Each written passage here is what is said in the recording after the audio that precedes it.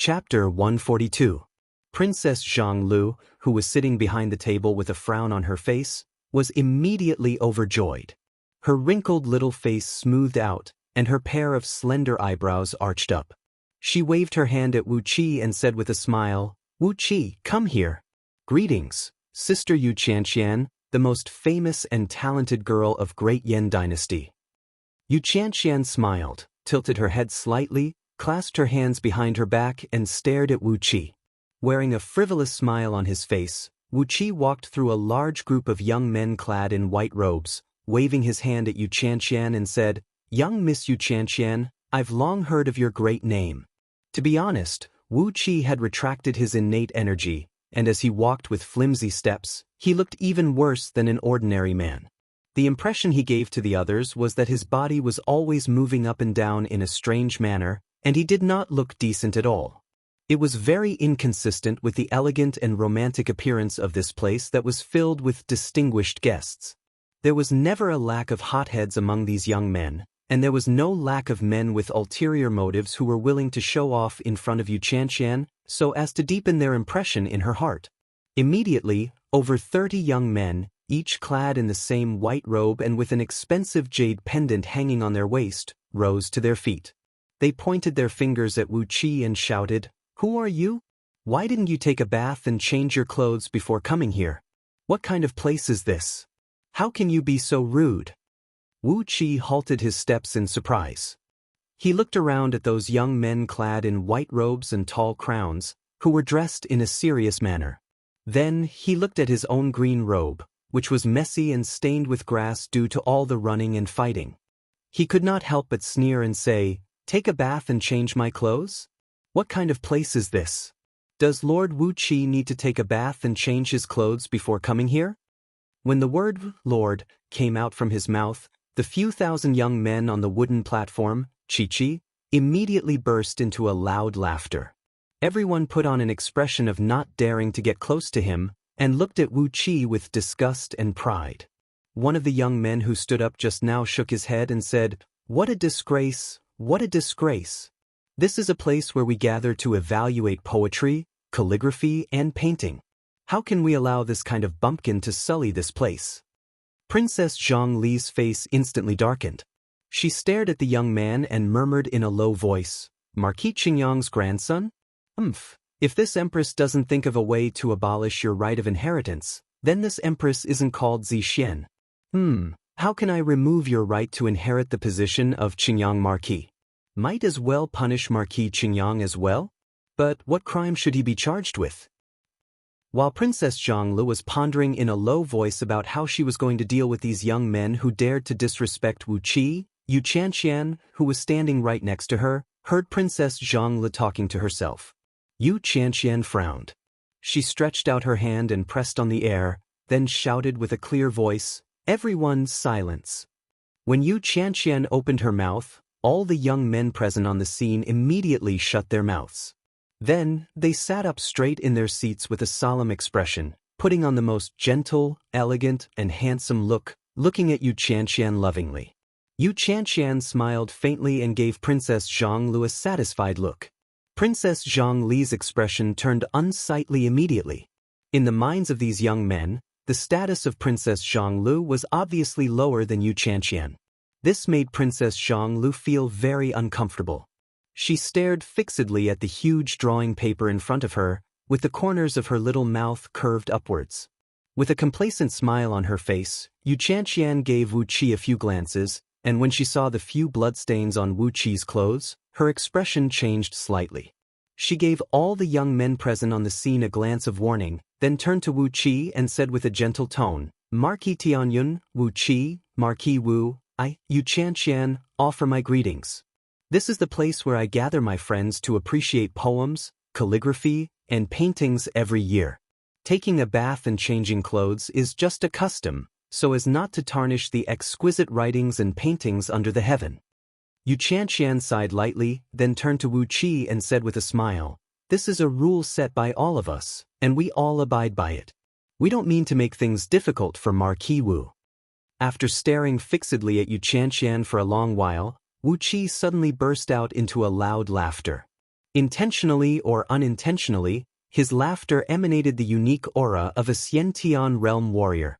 The deafening laughter spread out in all directions, shaking the water of the myriad red river to the height of 1 foot, and rocking the wooden platform beneath his feet. If it were not for the iron anchors tying the wooden platform, it would have long been overturned by the waves. Preposterous! What a joke! Is it necessary to take a bath and change clothes before the exquisite writings and paintings can be displayed? This is the biggest joke since the creation of the world.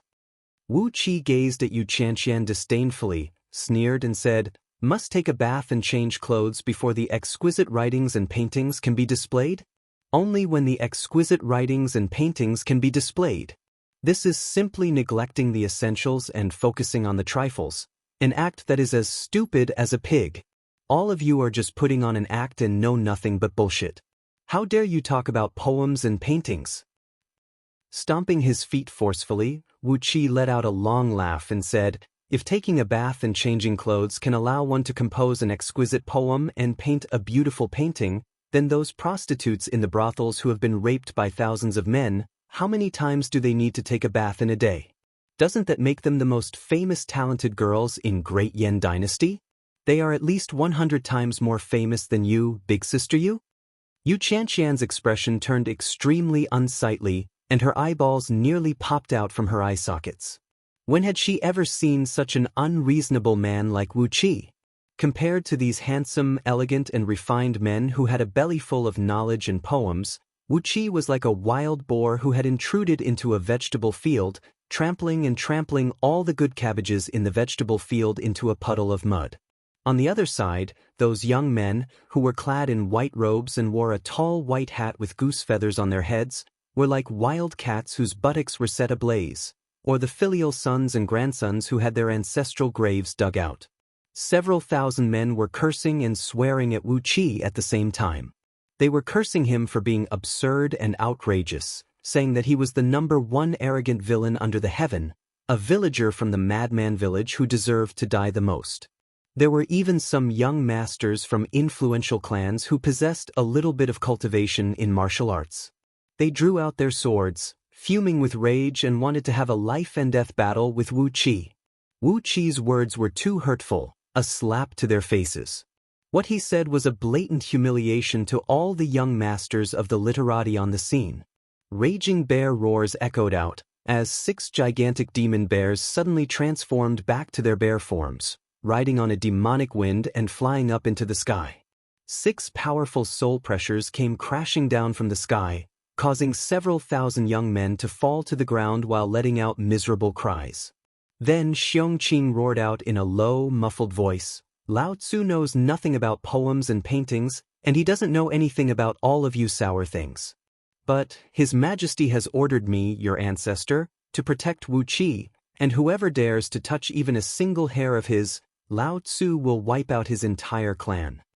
Xiongqing's teeth clattered against each other, then he laughed out loud and said, "It's been a long time since I've tasted human flesh, and I've been missing it very much." The best way to deal with these self-righteous scholars was to place a sword or saber on their necks. Trembling with fear, several thousand hot-blooded scholars shut their mouths. Even Shangguan Yuhan, who cast a malicious glance at Wu Qi just now, had wisely shut his mouth as well. There were 6 demon bears with demon cores here, while he was alone. There was no way he could be a match for all 6 demon bears when they joined hands. Wu Qi smiled. He called out to Xiongqing and his brothers and asked them to descend from the sky, then walked back to the ferry with heavy steps. With both hands clasped behind his back, Wu Qi looked at Yu Qianqian, whose face had turned livid with rage. He smiled and said, "It seems like none of you agree with Wu Qi's opinion? Hee, you are indeed a group of hypocrites who know nothing but a bunch of self-proclaimed learned scholars. Big sister Yu, what is the topic of today's poetry and painting meeting? Tell us." Yu Qianqian's lips were trembling, and she could not say a word for a long time. On the other side, Princess Zhonglu was smiling so widely that her eyes were narrowed into 2 fine lines. She looked at Wu Qi smilingly, smiled tenderly and said, "Today, Big Sister Yu has just commented on Shangguan Yuhan, the youngest sect elder of Heaven-Breaking Sword sect, his poem, The Journey of an Immortal. After that, big sister, you said that we mortals can never guess the realm of immortals. Therefore, today's topic is to go against her Tao. Instead of writing about immortals, I'll write about the poems written by ordinary people. With a flicker in her eyes, Princess Zhanglu stared at Yu Qianqian and said with a cold voice, "Big sister, you also said that my drawing of birds and beasts is very good, and asked me to draw a drawing of galloping horses here. But I've never seen that kind of inferior mount, so how could I draw a drawing of galloping horses?" Sneering, Wu Qi walked to the table in front of Princess Zhanglu and grabbed a thick stack of papers from it. These papers should be the poems written by these young men before Wu Qi came here, describing the life of ordinary people in the village. However, there were so many young men on the scene.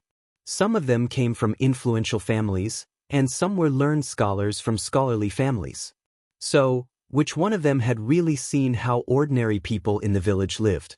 The poems they wrote were merely the same as those from the Book of Songs.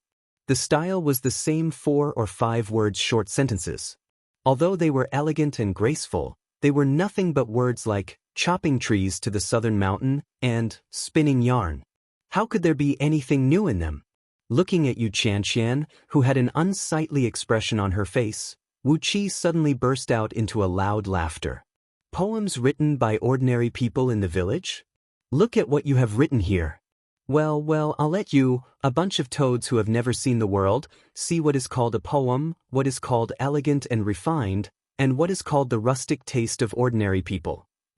After a brief moment of pondering, Wu Qi took a few steps on the wooden platform, threw his head back and forth, and recited a long poem into the sky, date blossoms rustling down from the cloth, the sound of reeling carts echoing from the south and north of the village, the old willow selling vegetables and melons.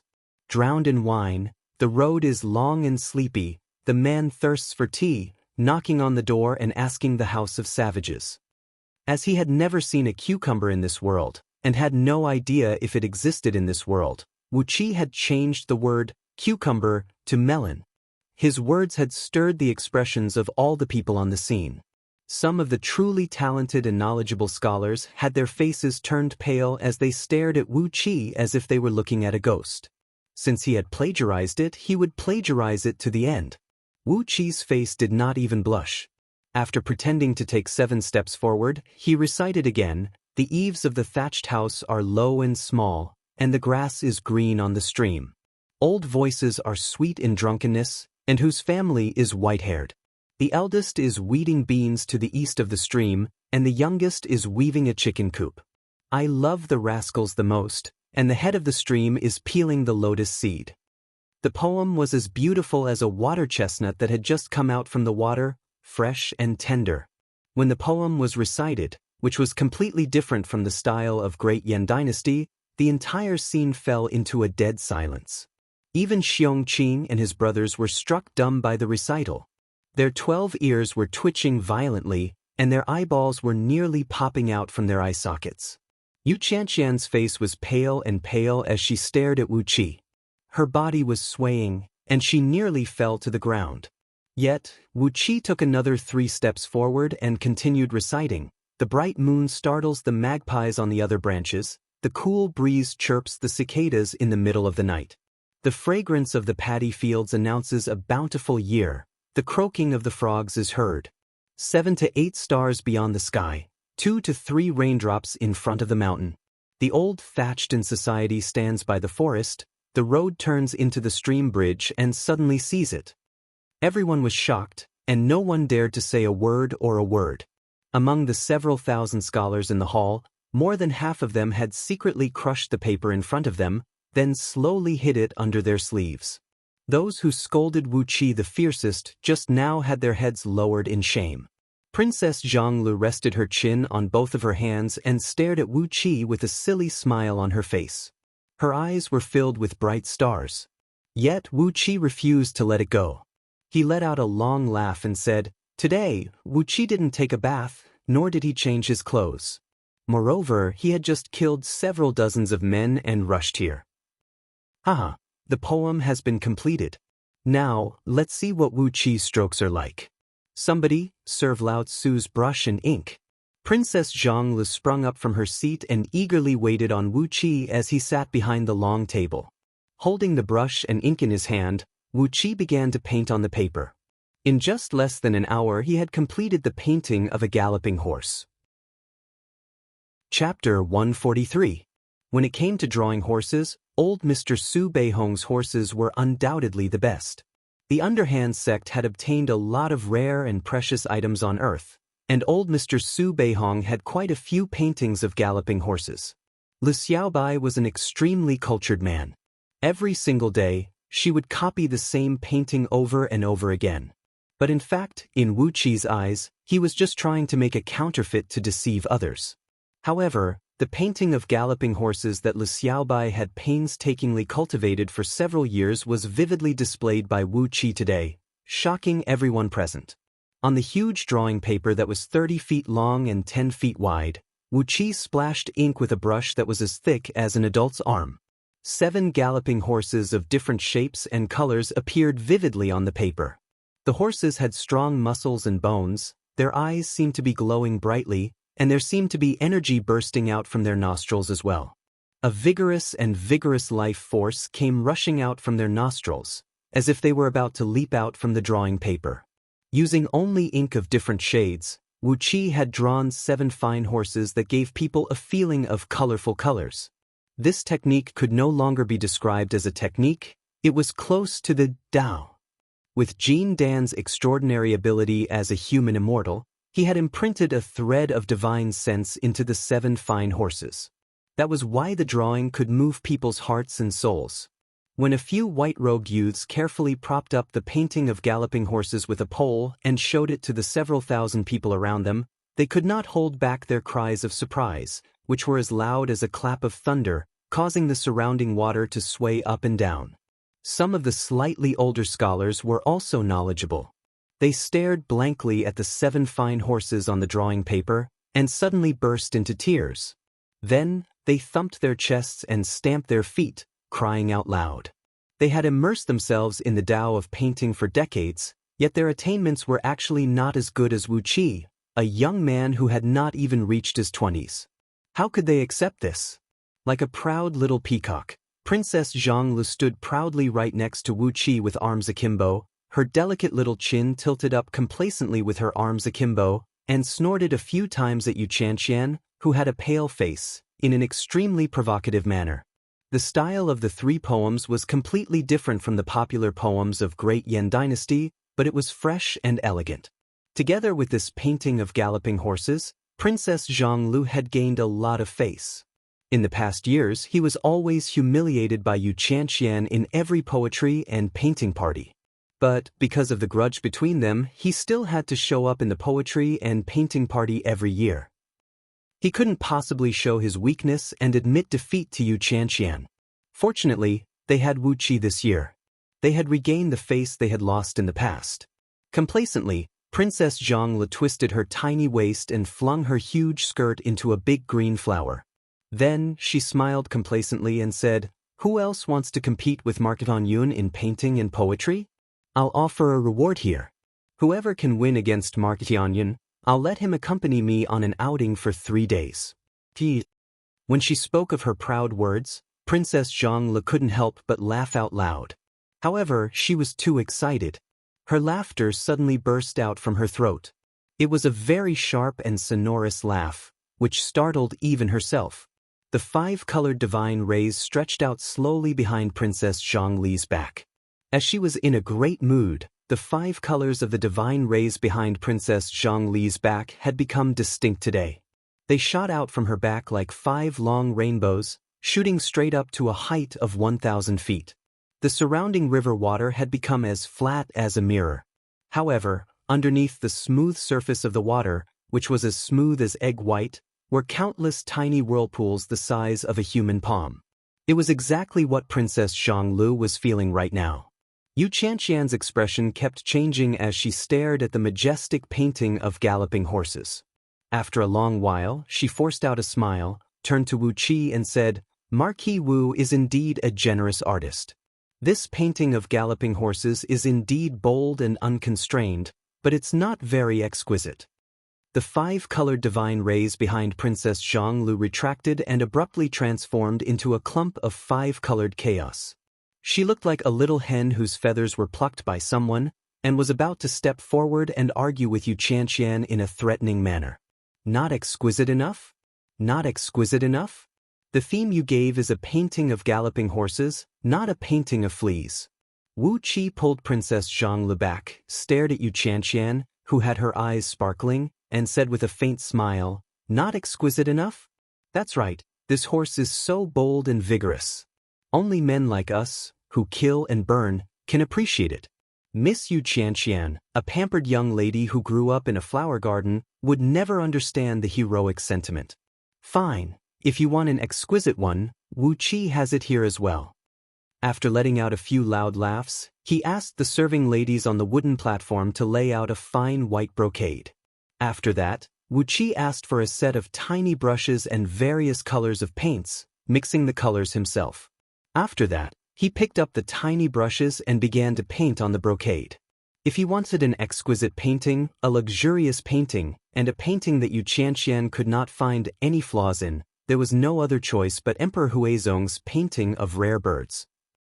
Just like old Mr. Su's painting of galloping horses, the underhand sect had a few of Emperor Huizong's paintings of rare birds, and Lu Xiaobai had copied them thousands of times. Thus, almost all the strokes had become her instinct. Wu Qi did exactly the same thing. With Jin Dan's excellent control over his fleshly body, like a laser photocopier, he managed to copy a painting of rare birds in just 1 hour. A golden pheasant with gorgeous feathers and a lively expression was standing on the branch of a flowering tree. The whole painting was neat and meticulous, with gorgeous colors and a strong air of nobility. When a few white-robed youths hung up the picture of the rare bird with a pole, the wooden platform once again emitted a landslide-like exclamation. Some people even staggered forward, wishing that they could drill their bodies into the picture. Several thousand men surged forward, and the order on the wooden platform was immediately thrown into chaos. Princess Zhonglu glared at them and unleashed a 5-colored divine ray behind her back, unleashing a tremendous force that pushed back those white-robed young men. Then she snapped sternly, "What's the rush? What's the rush? This painting belongs to me. Who dares to damage it or make it wrinkle?" Then she pointed her finger at the river. A bolt of lightning as thick as a bowl smashed onto the surface of the river with a deafening rumble, creating a large pit several hundred feet in circumference on the surface of the river, while waves rose several hundred feet high. After that, no one dared to move recklessly on the wooden platform. Everyone held their breath, staring quietly at the 2 paintings in front of them. Some of them even kept repeating the 3 poems written by Wu Qi over and over again in a low voice. No matter it was the poems or the paintings, Wu Qi had struck them so hard that they could not even speak a single word. Yu Qianqian stared blankly at the 2 paintings with completely different styles. Her face flushed, then turned pale, then turned green, and her body kept shivering. For a long time, she could not speak a single word. Only after a full quarter of an hour did Yu Qianqian finally turn her head around and stared blankly at Wu Qi. Wu Qi waved his hand hastily and said, "Big sister Yu, please don't ask me about any books or anything like that. Wu Qi is just a savage from the countryside. If you want me to recite a few crooked phrases and write a few lines about beasts, I can do it. But if you want me to tell you some articles about governing the country, or some books about managing the affairs of the world, Wu Qi really doesn't know how to do that." Cupping his fist, Wu Qi pulled the hand of Princess Zhonglu, whose face was filled with a smile, and walked towards the ferry. If not for the sake of Princess Zhonglu's face, Wu Qi would not be bothered to fool around with this group of fools, who had eaten too much and had nothing better to do, pretending to be cultured and elegant. Just now, he had drawn his sword and chopped several dozens of living men, and there was still a great amount of Jin Dan's human immortal essence in his meridians that had not been absorbed yet. So, he had the time to pretend to be a cultured and elegant man, and play around with this group of young masters who had nothing better to do all day long? Yu Qianqian was taken aback. She was about to stop Wu Qi, but Wu Qi had already blocked off all possible excuses for her to make things difficult for him. He had said it himself, he only knew a few crooked phrases and a few lines about beasts. Asking him to write an article about governing the country and managing the affairs of the world, he was just a savage from the countryside, and he would never know how to do that. First, he had shown his face, and then he had blocked off all possible excuses for making things difficult for her. What Wu Qi had done was a slap to her face. With a poem like that and a painting like that, he had claimed that he was just a savage from the countryside. Then, where did he put the several thousand scholars who belonged to the upper class of Great Yan Dynasty? Clenching her teeth, Yu Qianxian stomped her feet and said, "My Wu, may I know which grandmaster is your master?"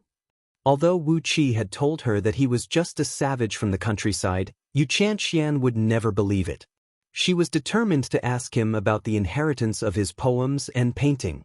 She had lost all her face in front of Wu Qi today, and in the future, she would ask her father and grandfather to personally make a move and make her regain her face from Wu Qi's master.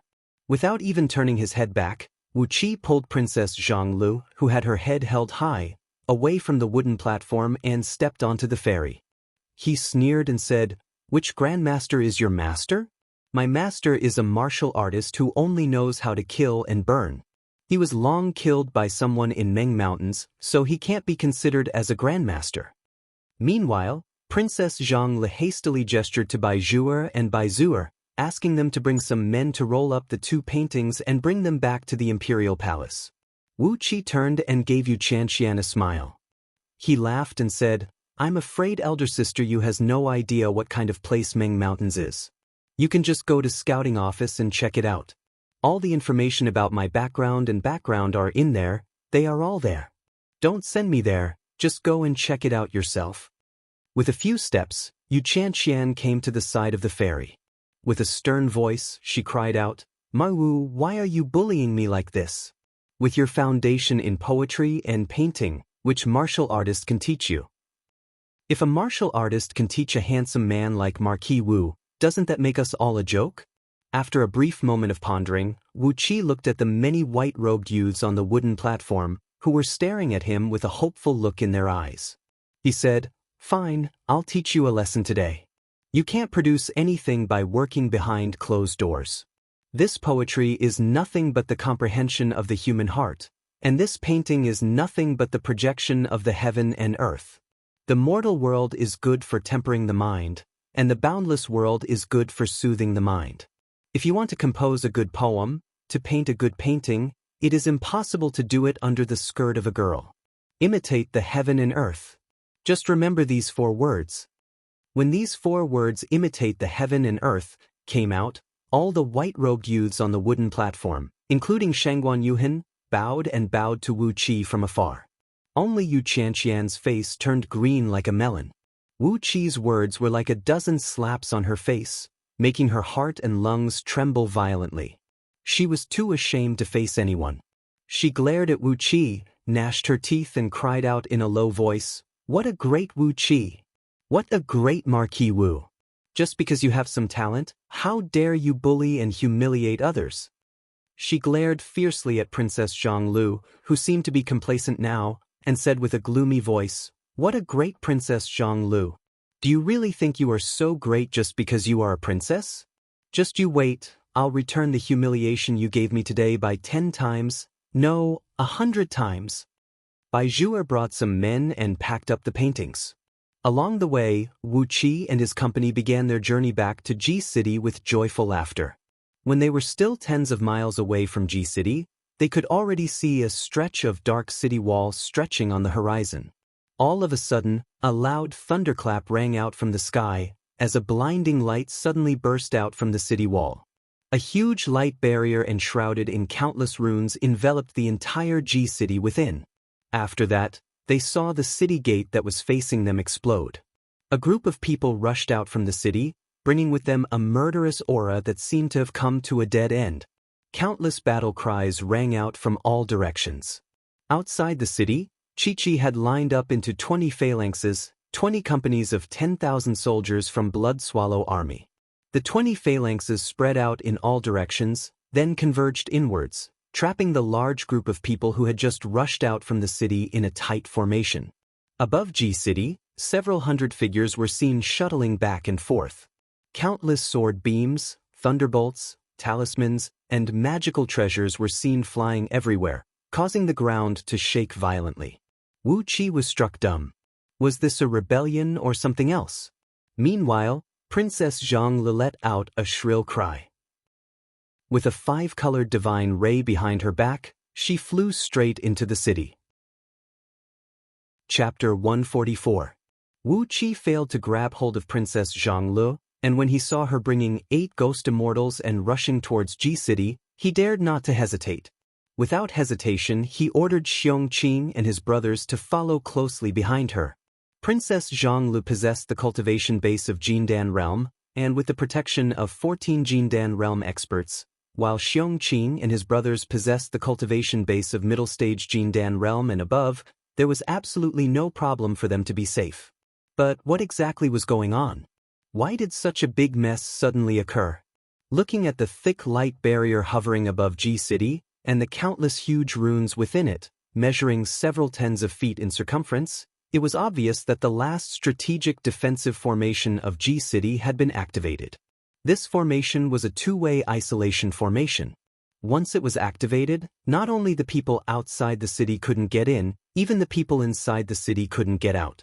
Unless one was a cultivator who had attained mastery in nascent divinity realm, there was no way he could break through this ultimate defensive formation of G-City. Currently, the only weak point of G-City was the city gate, which was destroyed by someone from inside the city the moment the light barrier rose. Currently, 200,000 soldiers of Blood Swallow Army had occupied an area of several tens of miles in circumference, guarding the city gate so tightly that not even a drop of water could pass through. The several tens of thousands of soldiers who came rushing out from the city were engaged in a fierce battle with them. Both armies were engaged in a fierce battle. Near the city gate, nearly 100 cultivators of Blood Swallow Army, each clad in a blood-red robe, were waving their swords and unleashing balls of thunder flame, trying to completely seal off the city gate. However, a group of old men clad in pale golden long robes were guarding near the city gate. They kept unleashing powerful talismans one after another, breaking the light barrier that was spreading from the city wall to the city gate. Streams of light kept extending from the surrounding city wall into the city gate. As long as these streams of light were linked together, the ultimate defensive formation of G-City would be able to completely seal off the only gap on the city wall. However, those old men in golden robes were guarding in the city gate. While controlling their flying swords to fight against the cultivators of Blood Swallow Army outside the city, they kept unleashing specially made talismans to quickly break the streams of light that came rushing towards them. This gate was the only way for the besieged people to rush out of the city. All of a sudden, a loud boom rang out. Among the nearly 100 cultivators of Blood Swallow Army, nearly half of them pulled out a fist-sized, crimson thunderclapper, crafted using the flame of the crimson sun. After performing an incantation gesture and activating the incantation within the thunderclapper, they quickly threw the thunderclapper towards the golden-robed cultivator in the city gate. These thunderbombs were the secret magical items created by Mo sect of Great Yen Dynasty. Their shells were forged with steel forged with crimson sun flame. Once they exploded, they would release 3,600 1-foot-long needles that shot in all directions. The thunder fire in Lei Jinzi's body was forged by gathering a bit of pure yang evil flame from the earth's core and a bit of pure yang true fire from the 9 heavens high up in the sky. The power of the thunder fire was immense. Once it exploded, everything within a radius of 1,000 feet would be pulverized. Nearly 50 thunder bombs were thrown out at the same time, while all the cultivators of Blood Swallow Army retreated quickly on their flying swords. In the blink of an eye, nearly 100 sword beams shot out, piercing through the air and reaching a distance of several thousand feet away. On the other side, the golden-robed cultivators in the city gate had their faces turned pale. They let out a shrill laugh together and called back their sword beams. A couple dozens of sword beams formed a thick 5-colored light screen in the city gate, shielding them from the incoming attack. A loud boom rang out as all the thunder bombs exploded at the same time. Inside the city gate, the city wall which had activated its defensive formation remained motionless, as all the power of the thunder bombs shot out through the city gate and spread to both sides. The couple dozens of golden-robed cultivators in the city gate were ripped to shreds, while their sword beams were shattered by the powerful flame thunder bombs. A column of flame, over 100 feet in diameter, shot out from the city gate at top speed. Caught off guard, the Blood Swallow army and another large troop of soldiers who were engaged in a fierce battle near the city gate were killed by the column of flame, killing several thousand of their men. The crimson flames swept out with a scorching temperature, scorching the ground 2 miles in circumference outside the city gate. The bodies of the soldiers from both sides were instantly turned into ashes, and even their armors were melted by the extremely hot flame thunder bombs. Those soldiers who rushed out from the city let out shrill howls. Upon witnessing this gruesome scene, many of them had a mental breakdown and no longer had the courage to fight. The soldiers of Blood Swallow army had witnessed the death of their comrades as well, but none of them made a single sound. Like the most precise machine, they followed the formation that they had been practicing in the past and quickly filled up the gap left behind by their fallen comrades. Still, they lined up in formation and surrounded the enemy. The talismans that shot out from the top of the city wall burst into a blinding light, while countless bright halos began to rush toward the open city gate. In just a blink of an eye, there was only a small hole that was less than 2 feet wide left on the city gate. As long as this hole was blocked, G-City would be completely sealed off, and no one would be able to rush out from the city. At that very moment, when the entire G-City was about to be completely sealed off, a large golden-red umbrella rushed out from the city, shrouded in a towering flame. The umbrella had a circumference of several tens of feet, and 36 ribs of the umbrella were shooting out beams of light that were as sharp as blades, slicing and shattering the flame that rushed out from the defensive barrier on the city wall. Meanwhile, 12 fist-sized red pearls on top of the umbrella were shooting out a flame that was over 1,000 feet long. Amidst the flame, one could vaguely see hundreds of tiny green serpents, which kept shooting out tiny green thunderbolts and causing the defensive barrier on the city wall to shake violently. A burly man, who stood over 10 feet tall and clad in a golden armor, was holding the umbrella and standing firmly in the city gate. With a stern voice, he roared, "Somebody, escort the young miss out of the city. Quick, quick. All the defensive barriers have been activated, I can't hold on for long." Right after the burly man let out a few roars, a group of over 30 imperial eunuchs, each clad in the robe of a high-ranking eunuch, suddenly appeared on top of the city gate. Each of them was holding a 36 feet tall flagpole in their hands, and on top of it, a formation flag that measured approximately 10 feet in circumference was waving and waving rapidly, bringing up a bright whirlpool that looked like a raging whirlpool. Following the movement of these imperial eunuchs, a flame that reached 1,000 feet tall suddenly burst out from the top of the city wall. Within the flame, countless twisting runes were blinking and blinking rapidly. The power of the defensive formation of G-City had been raised to another level. Originally, when the defensive formation of G-City was activated, it was a dead formation, just like the formation in the Immortals' Cave of Sword stems from the mind. But now, when these imperial eunuchs were controlling the formation on each of the dozens of city walls, the defensive formation that covered the entire G-City had become a living formation with incredible power. There was a huge difference between a dead formation and a living formation, and now, the power of the defensive formation of G-City had increased by at least 10 times. Suddenly, the burly man in the city gate let out a miserable howl. His legs could no longer withstand the sudden increase of the pressure from the defensive formation, causing blood to burst out from his legs, and he fell to his knees.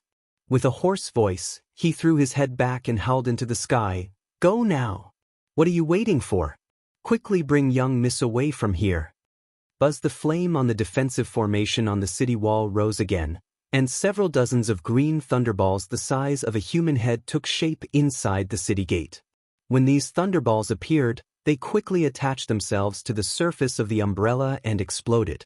A series of deafening booms rang out, and the tremendous shockwave caused all the soldiers of Blood Swallow army outside the city, as well as their opponents, to lose their balance and fall to the ground.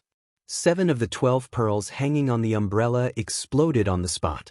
A miserable howl rang out, as the arms of the burly man holding the umbrella were shattered by the tremendous force of the thunderbolts. He coughed out a mouthful of blood and fell to the ground. A furious howl that sounded like a wounded ferocious beast was heard. The burly man threw his head back and howled into the sky. "Young miss, please tell Patriarch that I, your servant, have received a great kindness from Patriarch, and I have no way to repay him. Today, I will open up a path for young miss, allowing you to escape from G-City. Tell Patriarch that when he saved your servant years ago, I swore to sacrifice myself to repay him. Today, your servant will fulfill my vow." Countless fireballs surged toward the center of the city wall. Just as they were about to join together and block off the city gate, the burly man suddenly widened his eyes. A golden light flashed near his dantian, and his body abruptly transformed into a clump of blood mist and sprayed out. The golden fireball swept across all directions, wiping away all the defensive formations in the city gate. Not only did Jean Dan's self-destruct exploded, the umbrella held in his hand had exploded as well. The remaining 5 pearls and 36 umbrella ribs exploded at the same time. The red flame mixed with the golden light emitted by Jean Dan's self-destruction nearly collapsed the city gate. Princess Zhonglu, together with 8 ghost immortals and 6 Xiongqing brothers, had arrived at the city gate. Looking at the golden red fireball rushing toward them, Princess Zhonglu let out a clear cry.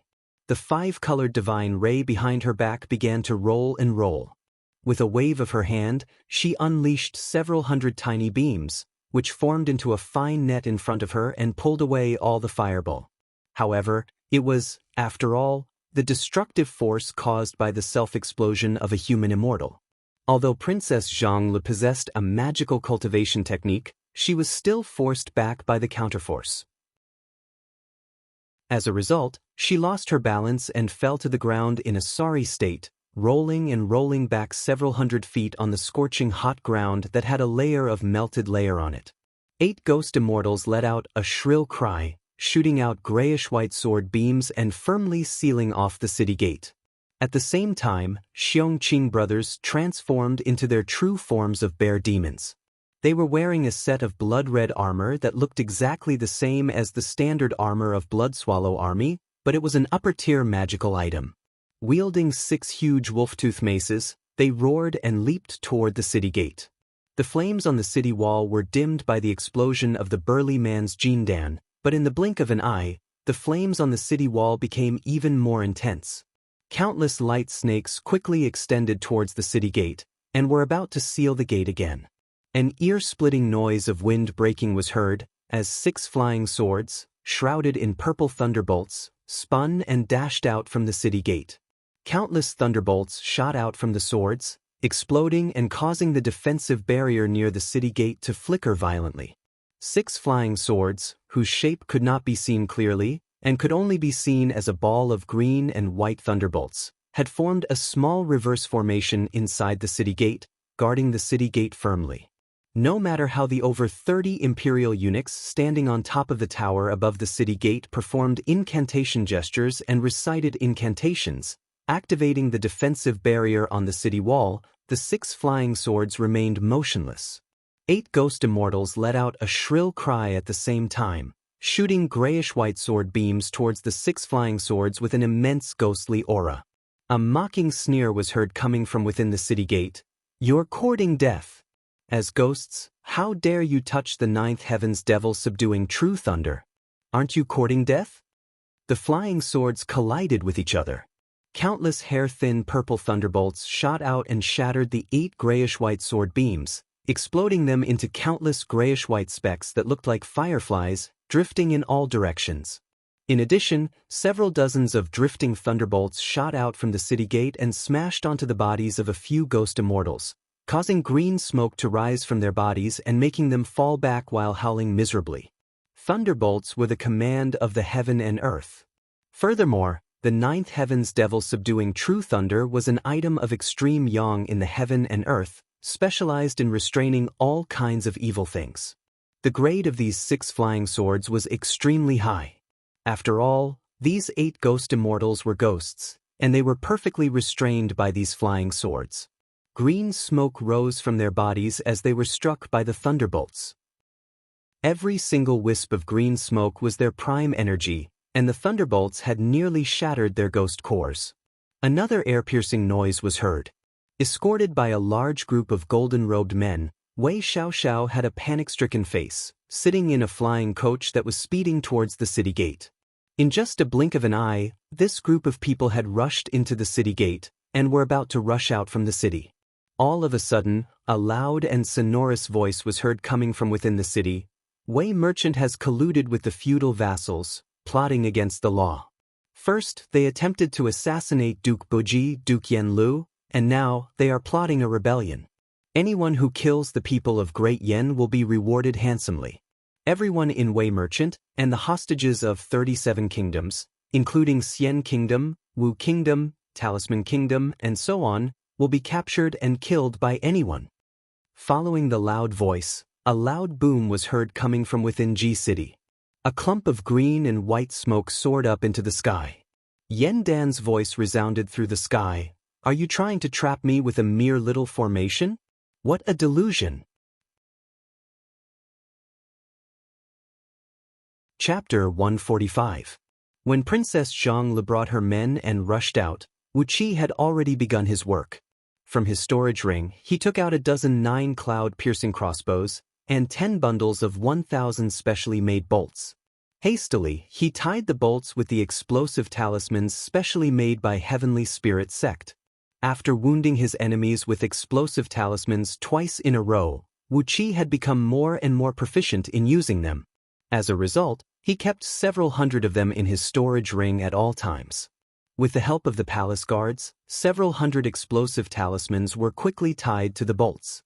Right at this moment, a loud explosion was heard coming from the front. Wu Qi raised his head up and saw Princess Zhang being blown away by the self-detonation of a Jin Dan cultivator. After that, 6 flying swords enshrouded in lightning bolts dashed out, firmly guarding the only way out. 8 ghost immortals rushed forward desperately, trying to destroy the 6 flying swords. But instead, they were severely wounded by the 9th heaven's demons subduing true thunder. Letting out strange cries, they transformed into chilly winds and fled to Princess Zhang's side. Wu Qi kept all the bolts tied with explosive talismans into his storage ring, then took out a dozen cloud-piercing crossbows and sprinted towards the city gate.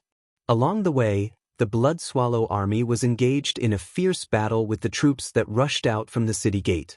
Occasionally, some ignorant men would try to hack and slash at Wu Qi, but all of them would be kicked far away by Wu Qi with a casual kick. How could these ordinary peak-stage Hotian and Respiration Tier warriors be a match for him?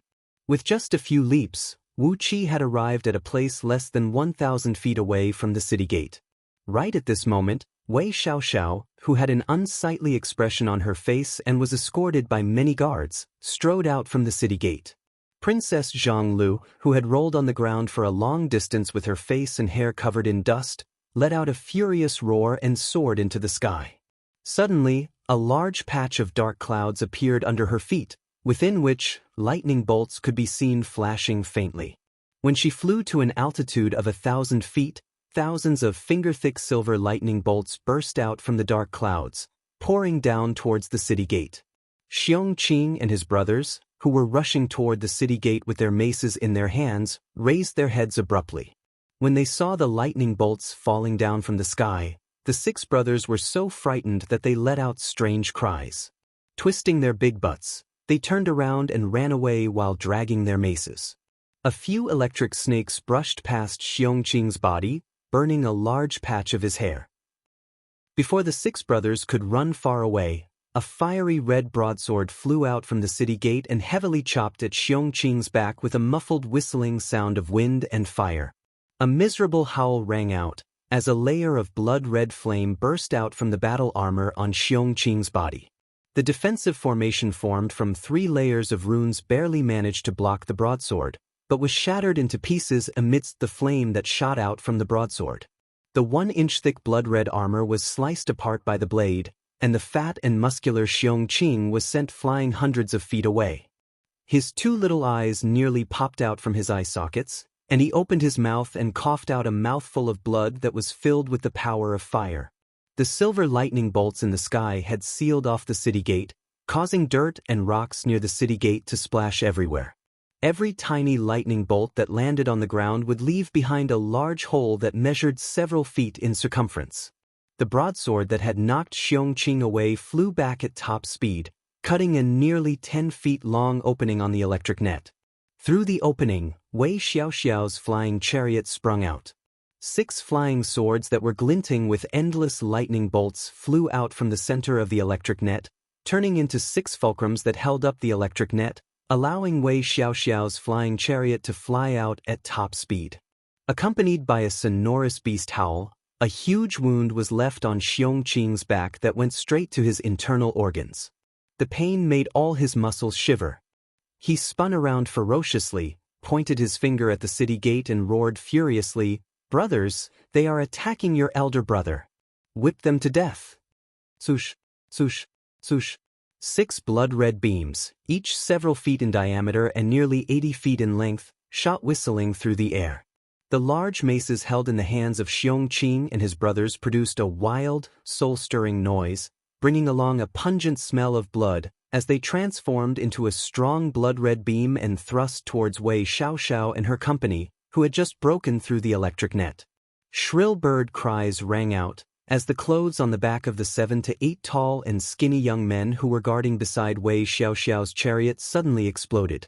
Colorful bird feathers shot out from their backs, transforming into a pair of large wings that flapped at high speed, bringing their bodies up into the sky at an incredible speed.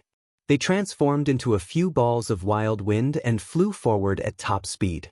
Both of their hands were holding a strangely shaped, spiral-shaped spear.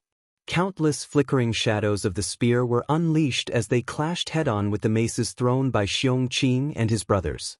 Princess Zhang rebuked angrily, "You are from the Winged Kingdom located outside of the East Sea. You are just a small barbaric kingdom. How dare you to act presumptuously in Great Yan Dynasty? Winged Kingdom?" Before Wu Qi could recover from the shock of this name, he saw the few young men had transformed into wild wind and clashed head-on with the 6 blood-red beams. A loud clanging noise shook Wu Qi's ears and made him feel a severe pain. The 6 blood-red beams were knocked back several hundred feet, while the few young men from the Winged Kingdom let out a miserable howl. Apart from 2 balls of wind that shot up into the sky with blood splashing everywhere, all the others were smashed to pieces by the tremendous force brought by the maces. Countless feathers, blood, and flesh splashed in all directions, splashing all over the ground.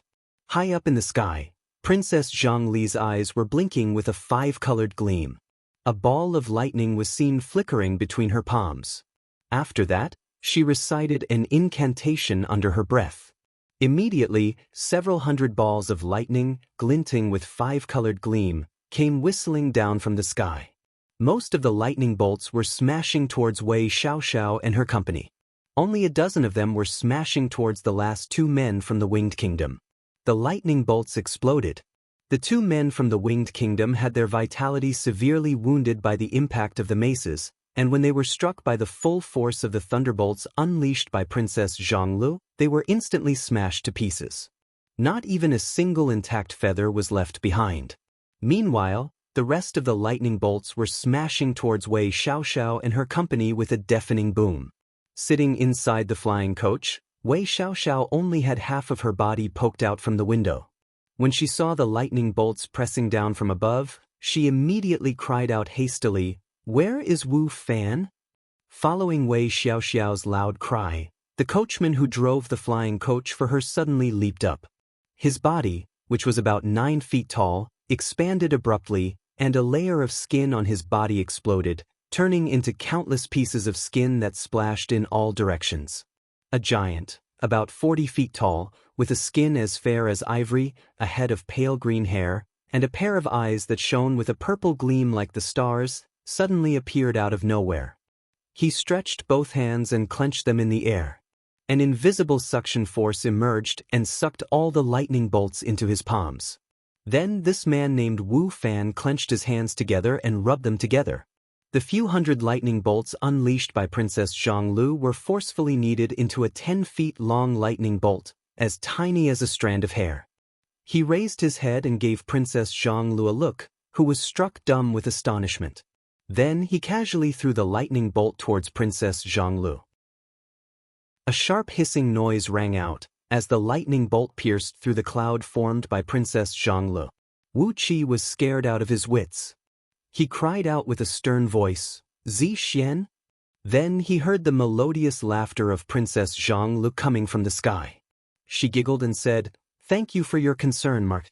Zi Xian is fine."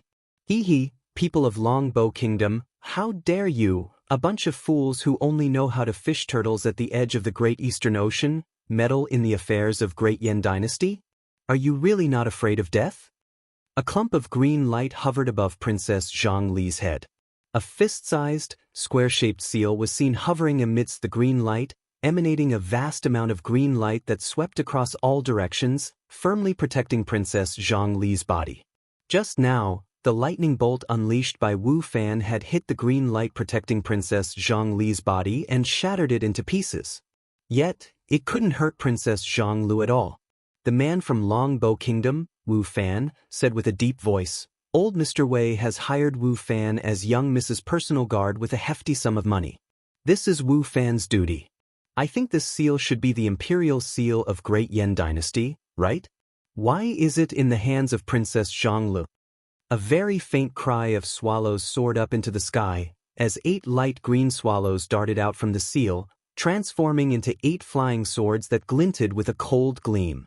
Following the position of the 8 trigrams, they formed an exquisite sword formation and quickly enveloped Wei Xiaoxiao and her company. Princess Zhonglu let out a long laugh and said, "This is not the imperial seal of Great Yan Dynasty, but a defensive treasure forged by old Mr. Mod for Zhonglu. Today is the first time for Zhonglu to use it, and I can use you to test the power of this treasure." 8 flying swords shot down from the sky, leaving behind several tens of feet-long bright beams. They wheeled around and enveloped an area of a few miles in circumference within the sword formation. Gusts of wind gathered from all directions. Countless green wind blades danced and danced in the sky together with the 8 flying swords. In just a blink of an eye, the sky was filled with a misty green light. Wei Xiaoxiao gazed at Princess Zhonglu with a venomous look. Then with a gaze that was 10,000 times more venomous, she stared straight at Wu Qi, who was standing behind Xiong Qing and applying some ointment to the wound on his back. Suddenly, she pointed her finger at Wu Qi and screamed hysterically, "Wu Fan, kill Wu Qi. It is all because of him that my plan has come to naught. Everything is his fault. Without him, the man I arranged would have already taken over the position of Duke Yanlu, and everything would still be fine." Ignoring the 8 flying swords and the wind blades that blotted the sky, Wu Fan took just one step and arrived before Wu Qi, thrusting his fist right into Wu Qi's face. In front of Wu Fan, who stood over 40 feet tall, Wu Qi was just like a little mouse in front of a big cat. Wu Fan's fist was even bigger than Wu Qi. Although the fist was still several tens of feet away from Wu Qi, the force of the fist had already caused the ground beneath Wu Qi's feet to crack and crack. Wu Qi gave Wu Fan a faint smile, then raised his hands up high. 2 9-cloud-piercing crossbows shot out their bolts. Wu Fan was smiling as well, as if he did not mind it at all. He continued thrusting his fist and thrusting it towards Wu Qi. Ordinary bolts could never hurt him. Even if these bolts pierced into his body, it was just like a few embroidery needles poking into the palm of an ordinary man. What was the big deal? In the blink of an eye, Wu Fan let out a shrill and miserable howl, holding his right fist and retreating hastily. A large amount of sticky and dark blood was spraying out from the pores of his right arm, and the muscles on his arm were twitching and twitching, while a large amount of dark smoke was rising from his arm. What Wu Qi shot out was not the standard bolts, but the kind he brought out from Meng Mountains. It was a prickle that contained a deadly poison, and could make a burly man as strong as a bull shrink into a small meatball in just 2 to 3 breaths. Although Wu Fan had a strong fleshly body, he could not do anything to this poisonous prickle. In just a blink of an eye, a sheet of dark smoke had spread from the back of his fist to his shoulder. Wu Fan's eyes flashed with a purple gleam. He let out a furious roar and thrust his left palm forcefully. A miserable howl echoed out as Wu Fan chopped off his right arm from the shoulder. Blood sprayed several hundred feet away, splattering all over Wu Qi's face. The sword of Greedy Wolf transformed into a dark beam and thrust out with an ear-splitting howl, piercing through Wu Fan's heart, who was caught unprepared. The entire sky was filled with sword beams and wind blades. In just a blink of an eye, a green tornado had tightly trapped Wei Xiaoxiao and her company within it. Princess Zhang threw her head back and let out a loud laugh. Wei Xiaoxiao, be a good girl and stay in Ji City, waiting for my imperial grandpa to deal with you. Then, she pointed her finger at the seal hovering above her head. Immediately, the blades of wind thrust towards the core of the tornado while whistling through the air. Witnessing Wu Fan losing his life, Wei Xiaoxiao's beautiful eyes shone with a ferocious gleam, as if a cornered dog would do something desperate.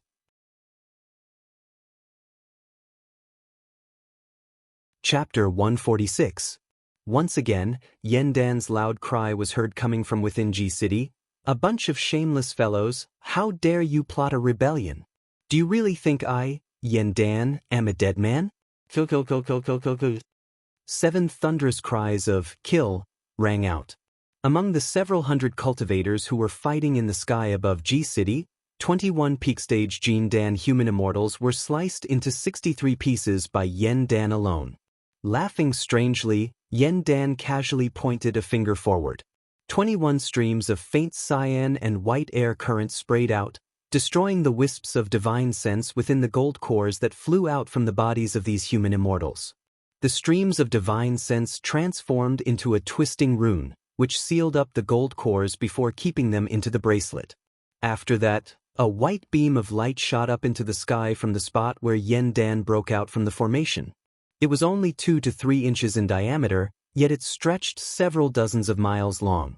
Bringing with it a murderous intent that would never turn back, the white beam of light traveled at top speed in the sky. In just a blink of an eye, it had pierced through the dantian of 57 Jin Dan human immortals hovering in the sky, ripping their corporeal bodies and Jin Dan into pieces. At the spot where the white beam of light disappeared, Jing Ku, with his long hair fluttering in the wind and his upper body bared, hovering in midair with a dagger in his hand. In his left hand was a wine cup made of white jade, slowly taking a few mouthfuls of fine wine. After that, he let out a wild laugh and cried out, "Your Majesty, these people really think that we have become old and muddle-headed after over 1,000 years. Today, we brothers will work together to kill the enemy, and let these fools know that Great Yen is our Great Yen, and we will not allow them to act so presumptuously." A deep, muffled sound of striking came from afar, and vaguely, amidst the noise of weapons and galloping horses, could be vaguely heard. Gao Jianli, with his clothes disheveled and his long hair fluttering behind his head, was seen sitting cross-legged on a hassock that was emitting a faint white gleam. A zither was placed on his knees, his left hand pressing on the strings of the zither, while his right hand was holding a small white jade strip. He was tapping on the zither strings, producing an impassioned and vigorous sound. The sound echoed and echoed in the sky above Ji City. Suddenly, a large sheet of white light burst out from the bodies of those Jin Dan human immortals who were loyal to Yan Dan. No matter it was their flying speed or the recovery speed of their energy, they had doubled of their flying swords piercing through the air, and the power of their thrusts of their flying swords had increased by 1.5, while the thunderbolts shot out from their palms were 3 times stronger. On the other hand, those human immortals of Gold Core Realm who were fighting against them were having their bodies wobbling and on the verge of collapsing. Their spiritual connection with their flying swords was severed, and even the defensive magical treasures they unleashed had their gleams dimmed, as if they were a piece of metal that was being corroded by a strong acid and had lost all their gleams. Led by Yan Dan, Jing Ku, and Gao Jianli, several hundred Jin Dan human immortals of Great Yen Dynasty quickly transformed into beams of light and rushed towards Wu Qi. Led by Yan Dan, Jing Ku, and Gao Jianli, several hundred Jin Dan human immortals of Great Yen Dynasty quickly transformed into beams of light and rushed towards Wu Qi's direction. From nearly 100 miles away, Yen Dan had already cried out loudly, "Zi Xian, well done. Leave all these traitors and traitors to Grandpa Emperor. This time, Grandpa Emperor is going to unleash a massacre, wiping out all the clans of these traitors." After being praised by Yen Dan, Princess Zhongli became even more spirited. She let out a sonorous cry as the five-colored divine ray behind her back began to ripple. A strong wind was stirred up in the sky, as all the gusts of wind within 500 miles of circumference turned into green waves that one could see with naked eyes and rushed towards them at top speed. They were swallowed by the seal hovering above her head, then transformed into countless wind blades that swirled chaotically in the sky, sealing off all possible escape routes for Wei Xiaoxiao and her company. Wei Xiaoxiao let out a shrill cry filled with resentment. She spun and shouted furiously at the many attendants and guards who followed behind the chariot, "Burn your blood and burn your soul. I'll definitely treat your family members generously.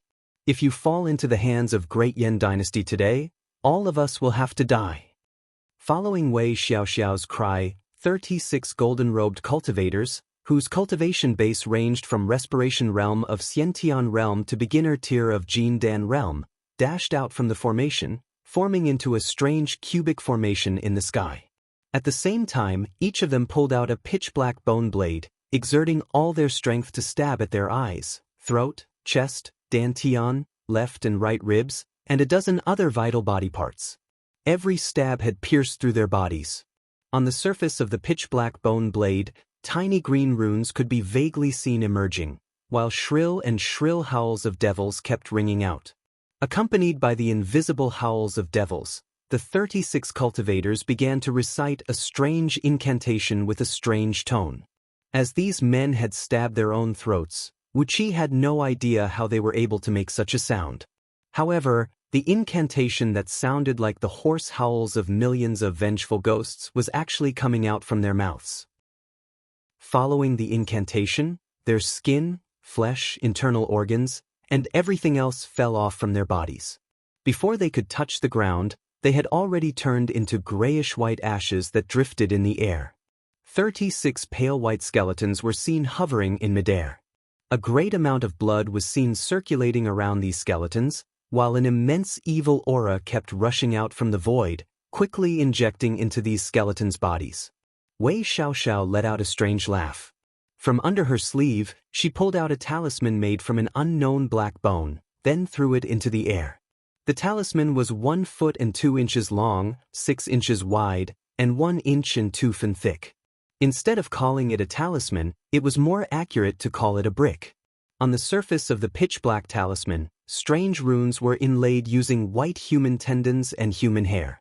Between these runes, there were several hundreds of heads of devils, each as small as a sesame seed. However, even Wuqi could see them clearly from over 1,000 feet away. These pale green devil heads were baring their fangs, as if they were living creatures. An immense evil aura towered into the sky. Lightly waving her finger, Wei Xiaoxiao let out a hideous laugh and said, "Bring out the sacrificial offerings. These damn fools, it was them who delayed me. If not, I would have long rushed out of G City, and would not be stopped here." She turned her head and gave the army behind her a glance, then pursed her lips into a cruel and cold-blooded smile. Following behind Wei Xiaoxiao's coach were a large group of cultivators and top-notch warriors from Wei Merchant who were hiding in G City. Apart from them, there were also the hostages from several dozens of vassal kingdoms who were condemned by Yen Dan as conspiring to rebel, together with their attendants and personal guards. As Wei Xiaoxiao gently waved her hand, all the cultivators from Wei Merchant struck out at the same time. Sword beams shot out like a waterfall, killing over 300 hostages and their attendants on the spot. Wei Xiaoxiao let out a strange laugh, then she let out a loud, almost hysterical scream. The sword beams from the cultivators from Wei Merchant flashed again. They ripped the hostages and their personal guards into pieces, throwing their bloody internal organs, bones, and flesh into the sky. A faint dark mist sprayed out from the bodies of 36 skeletons, wheeling rapidly around these sacrificial offerings. In just a blink of an eye, all these sacrificial offerings were swallowed into the dark mist. More ashes kept falling down from the sky. All the sacrificial offerings had their blood and essence sucked dry, leaving only a wisp of ashes behind. A satisfied burp could be heard in the air, and an extremely powerful and oppressive aura spread out from the sky. The 36 skeletons suddenly converged inwards, and all of their bones suddenly shattered. Then they quickly pieced together like Lego blocks, and formed a huge pitch-black skeleton that was 30 feet tall. The skeleton was shrouded in dark mist, and its skull was extremely huge, at least 3 times bigger than the skull of an ordinary human. Vaguely, the strange-looking skeleton let out a hideous laugh, opened its mouth and swallowed the talisman thrown into the sky by Wei Xiaoxiao. After that, its body abruptly transformed into a semi-liquid state that looked like rippling water. The huge skeleton opened its mouth, and vaguely, a clump of dark mist was seen twisting and condensing rapidly in its mouth. In just a few seconds, when Yen Dan was still several tens of miles away from them, the huge skeleton suddenly opened its mouth and sprayed out a stream of dark mist, shooting straight towards Princess Zhanglu. Countless shrill ghost howls soared up into the sky, as the dark mist brought with it a boundless cold and evil aura, shooting straight towards Princess Zhanglu. Along the way, countless wind blades and sword beams tried to stop the dark mist, but they were all shattered into pieces by the dark mist. Princess Zhanglu cried out in alarm. Riding on the dark cloud, she sped to a side and fled at top speed. But in the end, the dark mist chased after her like a shadow, slamming viciously onto her protective green mist. Boom, boom, boom, boom. Countless muffled yet dense sounds of explosions rang out. Princess Zhanglu coughed out a mouthful of blood and was knocked flying away by the dark mist. A dazzling green glow burst out from the seal protecting her body. After that, the light flickered, and the seal was sent flying several tens of thousands of feet high up into the sky by the tremendous force, falling into an unknown direction. The energy stone left behind by Princess Zhanglu in the seal was destroyed by the tremendous force. She coughed out another mouthful of blood, and the dark cloud beneath her feet began to show signs of dispersing. The surrounding wind blades and sword beams shrunk inwardly, thrusting towards the huge dark skeleton in a disorderly manner. However, the body of this dark skeleton was extremely tough. 8 flying swords that were infinitely close to the grade of lower-tier magical treasures kept smashing on its body, but they could only produce a large number of sparks, and did not leave any mark on its body. The huge, deformed skeleton let out a long cry, while both of its claws began to draw and tear in the surroundings. Suddenly, the 8 flying swords were pinched between its claws, and with a casual rub, they were crushed into powder. A gust of dark chilly wind rose from the ground, as the dark skeleton tore apart the green wind that blotted the sky. The chilly wind carried Wei Xiaoxiao's coach and the company of people from Wei Merchant, turning them into a stream of dark mist and fleeing towards the south at top speed. Wu Qi raised up his 9-cloud piercing crossbow, and in that very moment, he had emptied over 20 bolts that had been loaded on the crossbow. The explosive talismans exploded on the surface of the dark mist, yet they could only send wisps of dark smoke into the air, and did not cause any harm to the man trapped in the dark mist. As if the dark skeleton had sensed the evil intention from Wu Qi, it immediately lowered its head and thrust out a slap towards Wu Qi. A shrill cry echoed out, as a huge palm print, measuring over 100 feet in circumference, shot out from the palm of the skeleton. Accompanied by a deep rumble of wind and thunder and a flame that stretched several thousand feet, it smashed down towards Wu Qi's head. Wu Qi dared not to face this huge palm head-on. He threw away the crossbow, and with a sway of his body, he borrowed the sword beam of Sword of Greedy Wolf and fled nearly 1,000 feet away. A loud boom rang out, as the ground began to shake violently. A palm print, measuring several hundred feet in circumference, was deeply imprinted on the ground. The palm print sunk nearly 1,000 feet deep into the ground, and a dense dark smoke rose from the soil underneath. It had been corroded by some unknown devil force into a stinking, sticky liquid that looked like ink. The dark mist flew past Wu Qi's head, and in just a blink of an eye, it had vanished without a trace. Yen Dan, Jing Ku, and a few other men leaped onto their sword beams and gave chase at top speed, following the direction where the dark mist fled to. About 2 hours later, Yen Dan and his men, who had an unsightly expression on their faces, slowly returned to Ji City and returned to the imperial palace.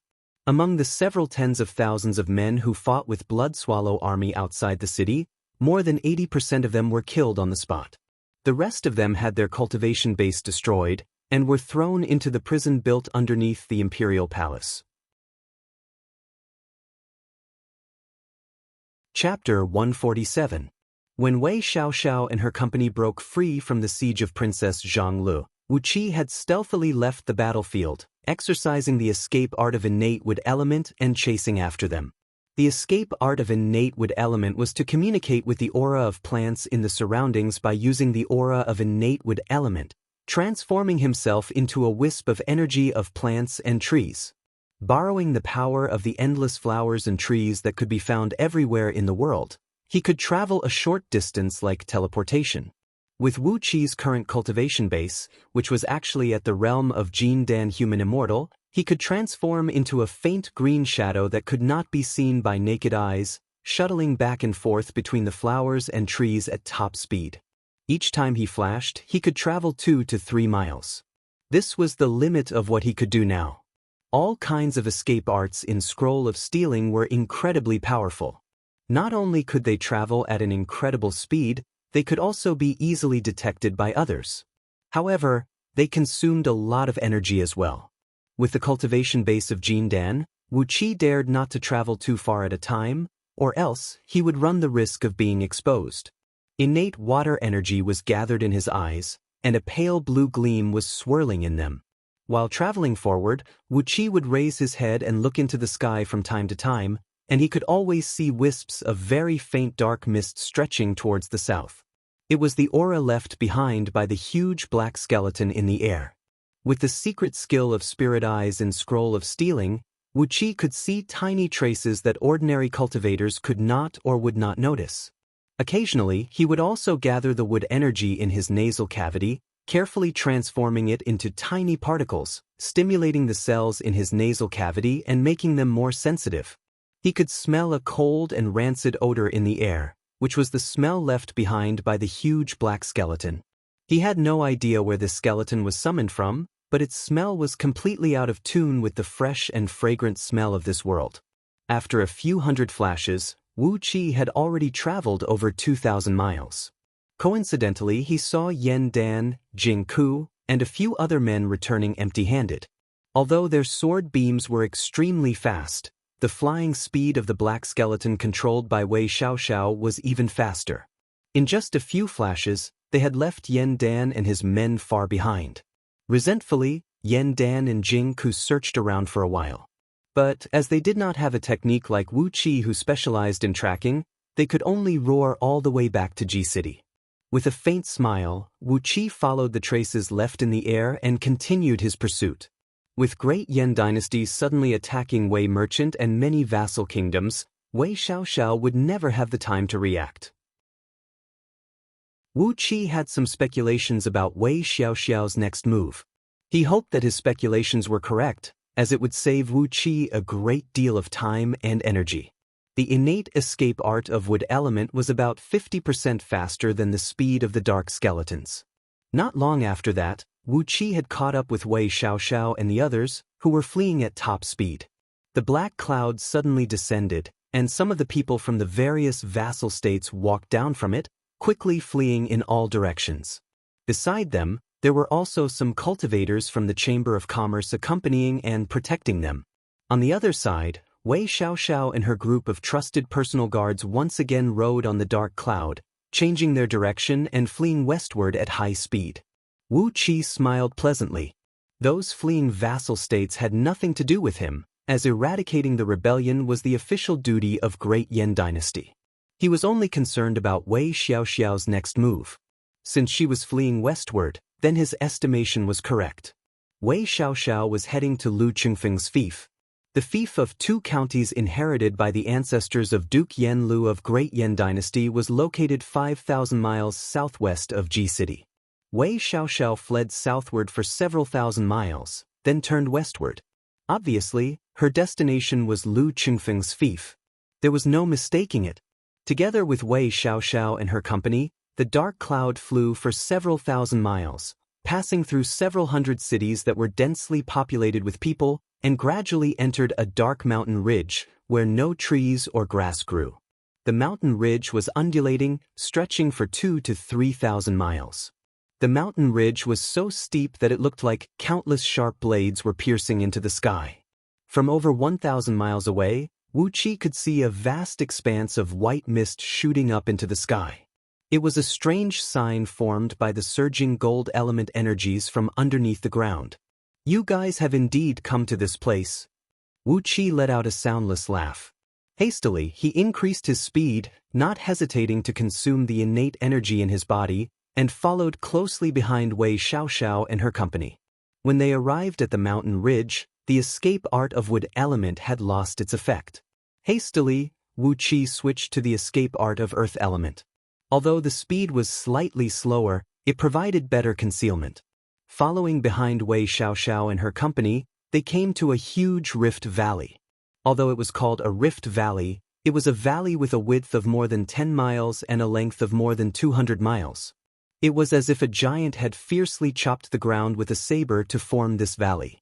There was only one entrance to the valley with a gentle slope, and 2,000 private soldiers were stationed on top of it. Judging from the armors worn by them and the badges pinned on their chests, these soldiers were the private guards of Wei Merchant. Wu Qi could not help but grin coldly. Wei Merchant was really fast. Right after Lu Buwei and Lu Chengfeng came to an agreement, they had already stationed their soldiers here.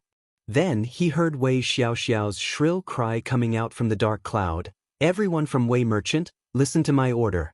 Quickly evacuate according to the number 3 heavenly retreat plan.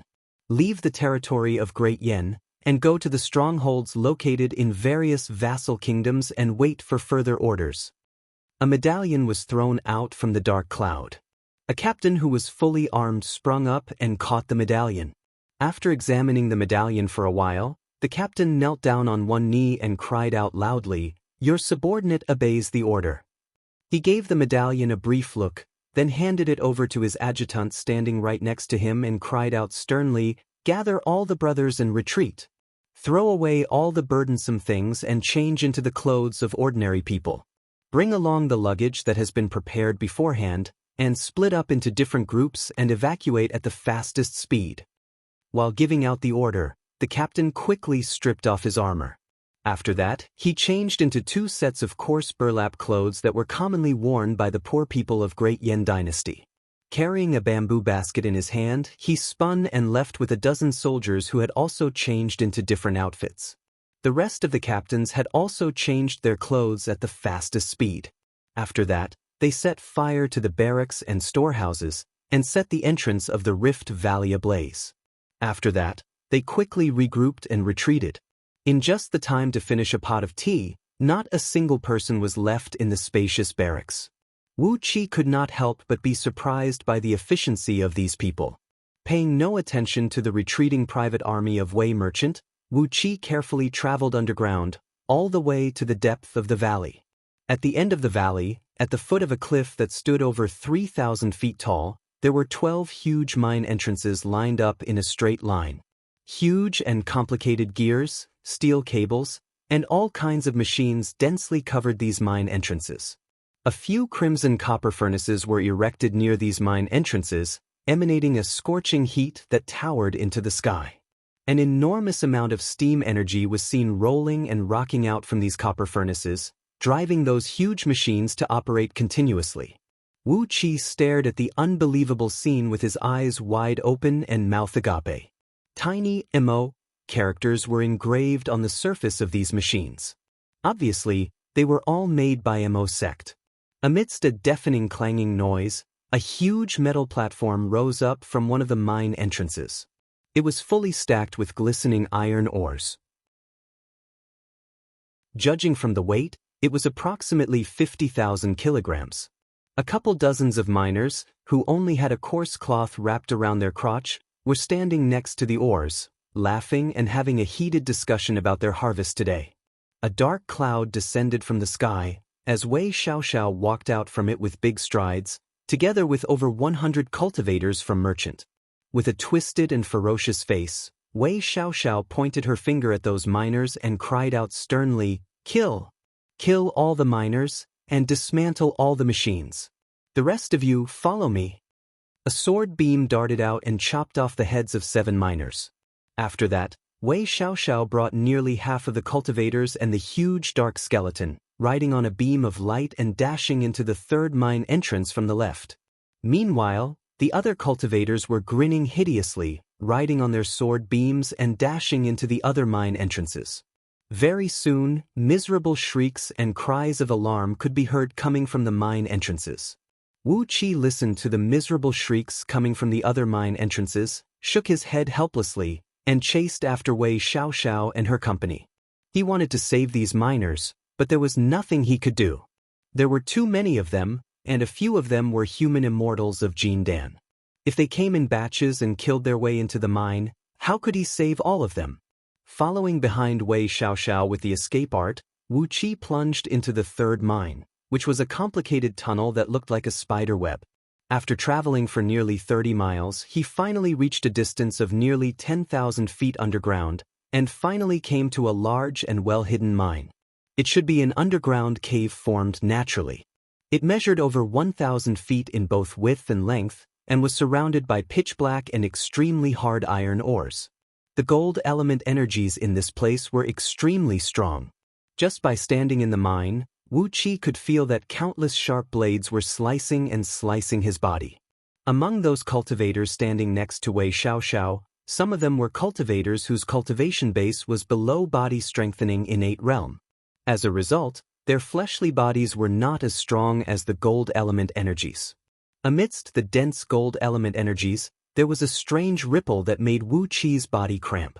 It was as if the ripple had directly penetrated into his body, shaking every single cell and molecule in his body. It was a strange ripple that made even Wu Qi's soul twitch.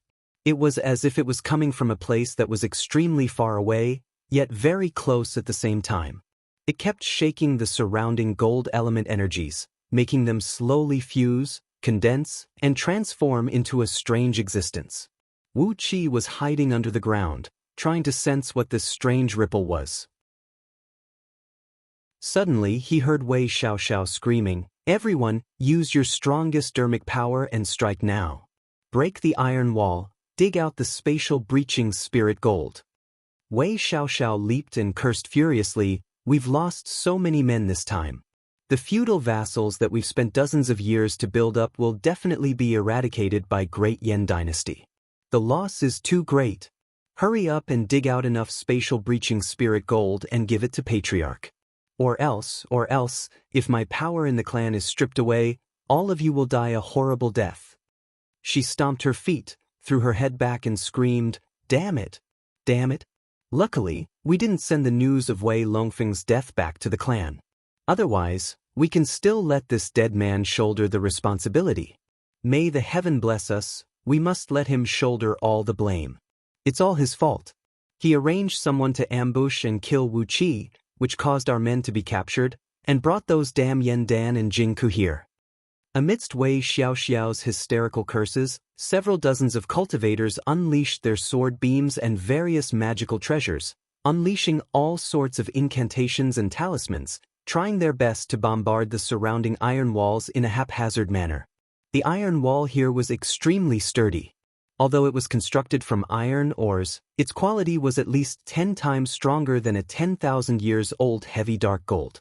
After spending a tremendous amount of effort, the group of cultivators finally managed to open up 7 to 8 tiny holes on the iron wall.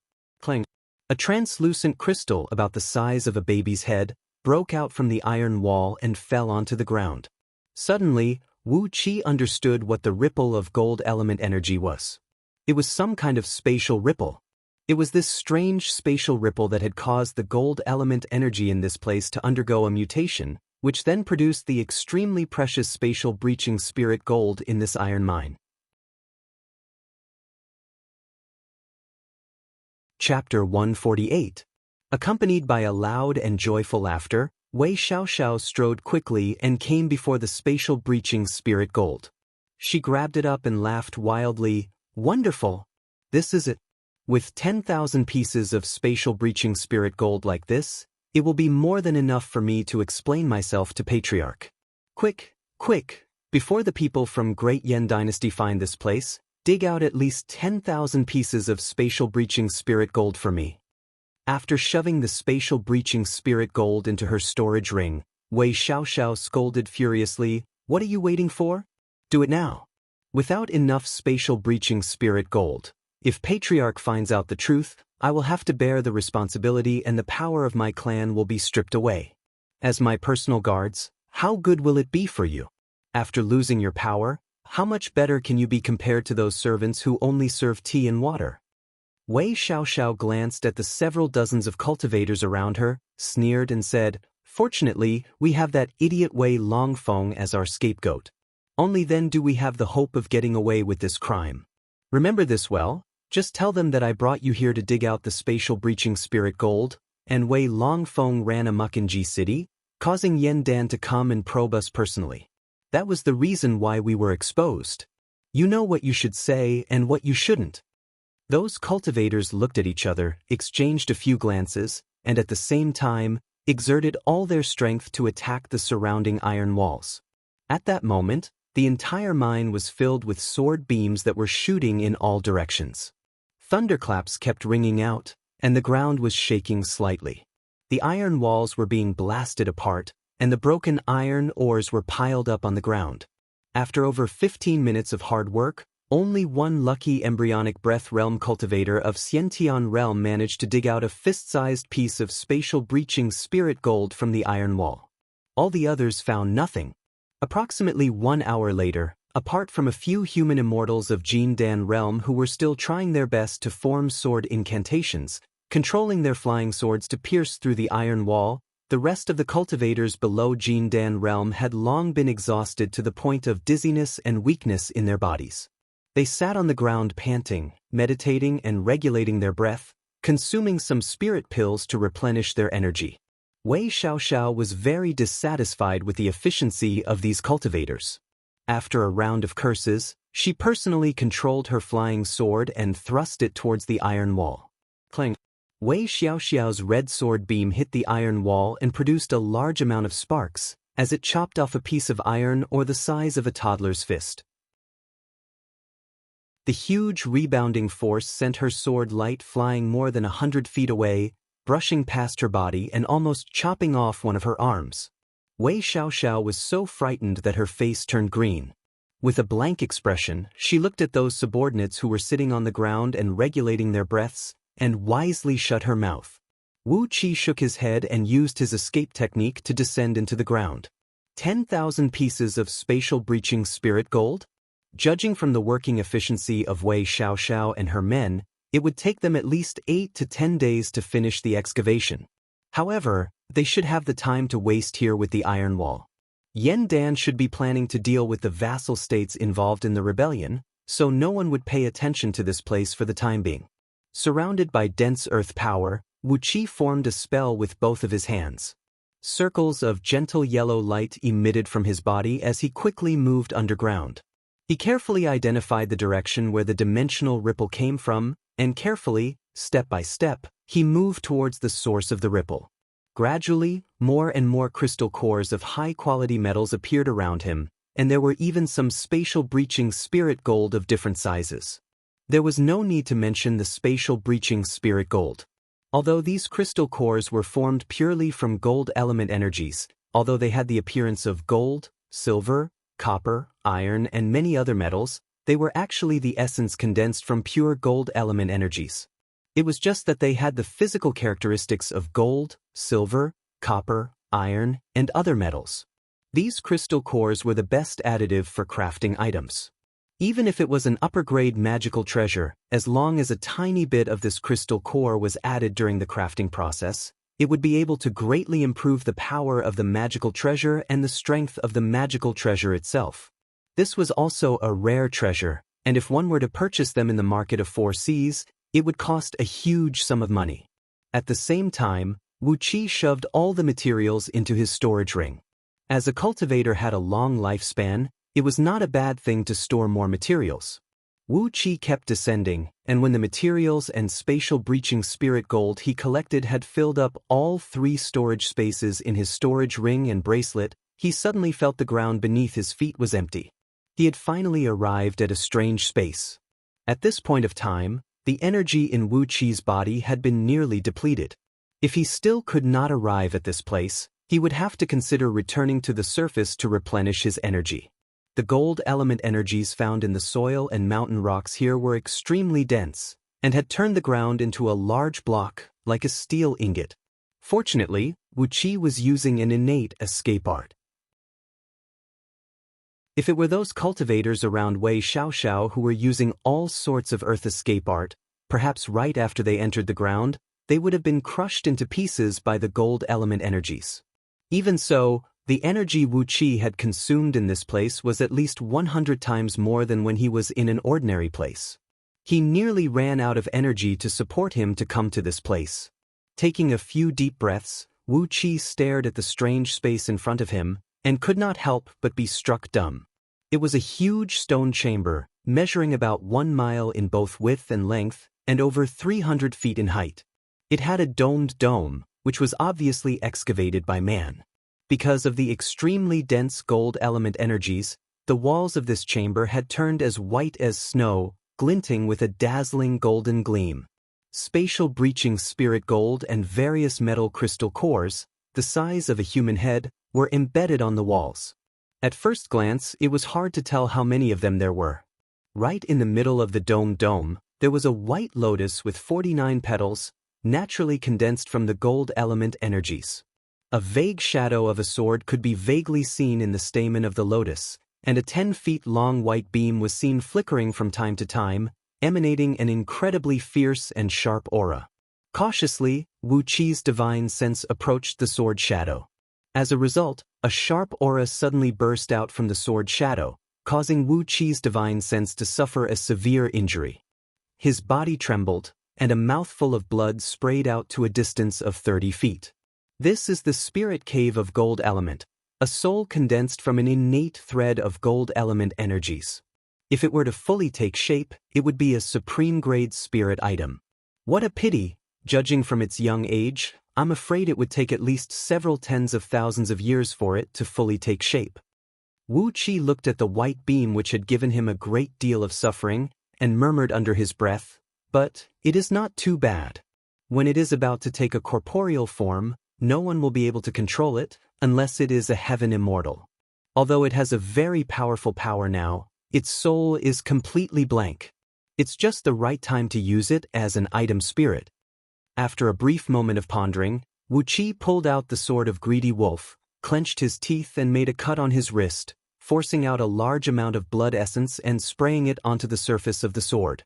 Locking the blood with his divine sense, he painted a great number of sealing talismans found in Scroll of Stealing on the body of the flying sword. After that, he carefully took a long distance back. After that, he unleashed the flying sword and shot it towards the lotus flower condensed from gold element energies in the center of the dome. The sword beam pierced through the air. Like a fierce tiger whose territory was invaded, the white beam let out a loud cry as it shot out from the stamen of the lotus flower and smashed brutally onto the sword of Greedy Wolf. A large sheet of red light burst out, as several dozens of twisting blood-red runes shot out from the sword, tightly trapping the white beam and forcibly dragging it into the sword. Layers of white ripples that could be seen with naked eyes kept bursting out from the sword. The sword, which was a lower-tier magical treasure, cracked inch by inch, then quickly fused back together. However, the speed of cracking was much faster than the speed of fusing. It seemed that the sword could no longer withstand the power of the white beam, and was about to be torn into pieces.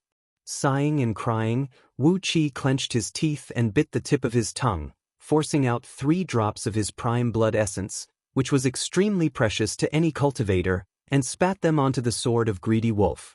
The blood-red runes on the body of the sword shone brightly, transforming into a large net and tightly trapping the twisting white beam inside the sword. Not fearing that his energy would be damaged, Wu Qi took out all sorts of spirit pills given to him by Princess Zhang Lu and kept pouring them into his mouth.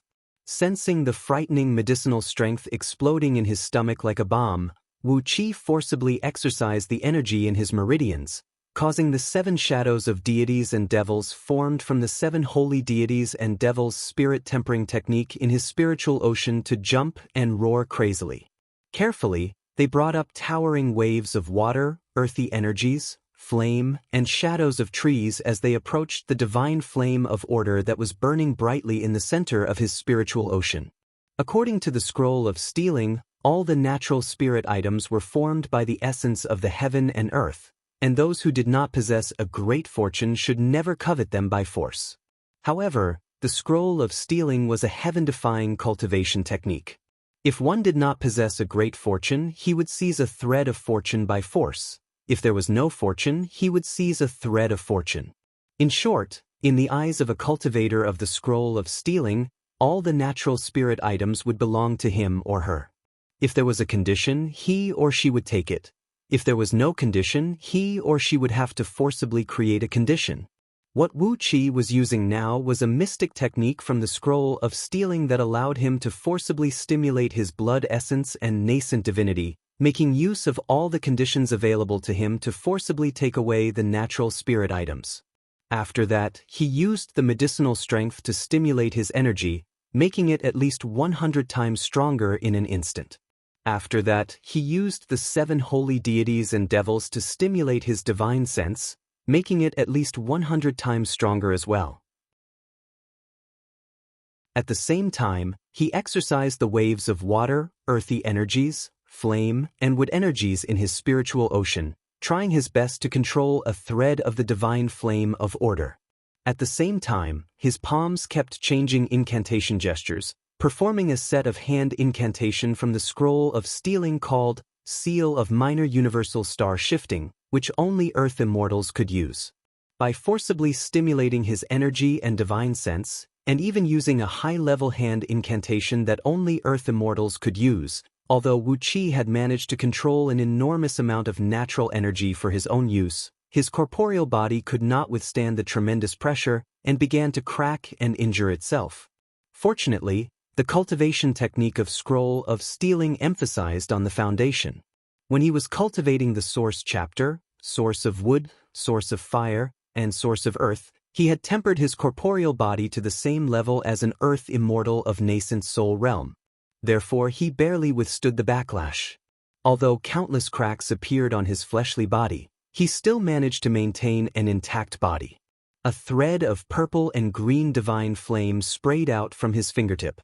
Following the transformation of the seal of minor universal star shifting, the tiny flame danced and danced on Wu Qi's palm. Gradually, it condensed into several thousand tiny runes that were branded with 12 celestial bodies and 28 constellations. Together with tiny fiery sparks, they suddenly flew out from his palm and branded onto the sword of greedy wolf. Wu Qi waved his hand casually. All the crystal cores he collected along the way, as well as some materials he collected in the market of 4 Seas in G City, which were used to refine magical items, rushed out like a tidal wave, fusing into the sword of greedy wolf that was ablaze with the purple and green divine flame. The white beam condensed from the gold element energies let out a moan, as it was intimidated by the thread of the great Tao of heaven and earth contained in the divine flame of order. Immediately, its ferocious power was greatly reduced. After that, countless materials of gold element energies and crafting items swarmed over. Driven by the seal of minor universal star shifting, the runes burning with the divine flame of order completely shattered the sword of greedy wolf. With the white beam as the core, it was reformed into a brand new flying sword. The energy in Wu Qi's body was depleting at an incredible speed, and his body began to tremble violently. He did not care whether his body could withstand it or not. He grabbed a couple dozen bottles of spirit pills that could replenish his energy and swallowed them. With that, he managed to maintain the energy in his body at a level that was infinitely close to nascent soul realm. His divine sense was throbbing at an incredible speed, while all 10 of his fingers moved as if they were flying. Very quickly, he branded 108 famous flying sword formation diagrams found in Scroll of Stealing onto the newly born sword of greedy wolf. A thunderclap rang out as a pitch-black flying sword, its shape indistinguishable, shot up into the sky, and was about to break through the void and fly away. Wu Qi gave a loud cry. He opened his mouth and coughed out a stream of bright red blood, smashing forcefully onto the flying sword. Chapter 149. A large amount of blood splashed onto the sword of Greedy Wolf, and was quickly absorbed by the sword. Abruptly, the divine flame of order burned vigorously on the sword, causing wisps of sharp white energy to burst out from the sword, cutting countless fine and deep marks on the surrounding walls and the ground. In one breath, Wu Qi performed the last 18-hand incantations of the seal of minor universal star shifting. Countless specks of starlight shot out from Wu Qi's fingertips, branding themselves on the sword of Greedy Wolf in just a blink of an eye. At the moment when the hand incantations were completed, a bloodline connection was suddenly established between Wu Qi and the sword of Greedy Wolf. Like a newborn baby, the once dim and heavy sword of Greedy Wolf had a feeling of longing and fear towards Wu Qi's divine sense. Hastily, Wu Qi mustered up the last bit of his energy, using his divine sense to transmit a wisp of kindness into the sword of Greedy Wolf. Then, as if he was trying to abduct a little girl, he slowly comforted the newly born item spirit. This item spirit was an innate soul condensed from the gold element energies in this gold element spirit cave for an unknown number of years. As a result, it possessed a mighty power and an astonishing divine sense.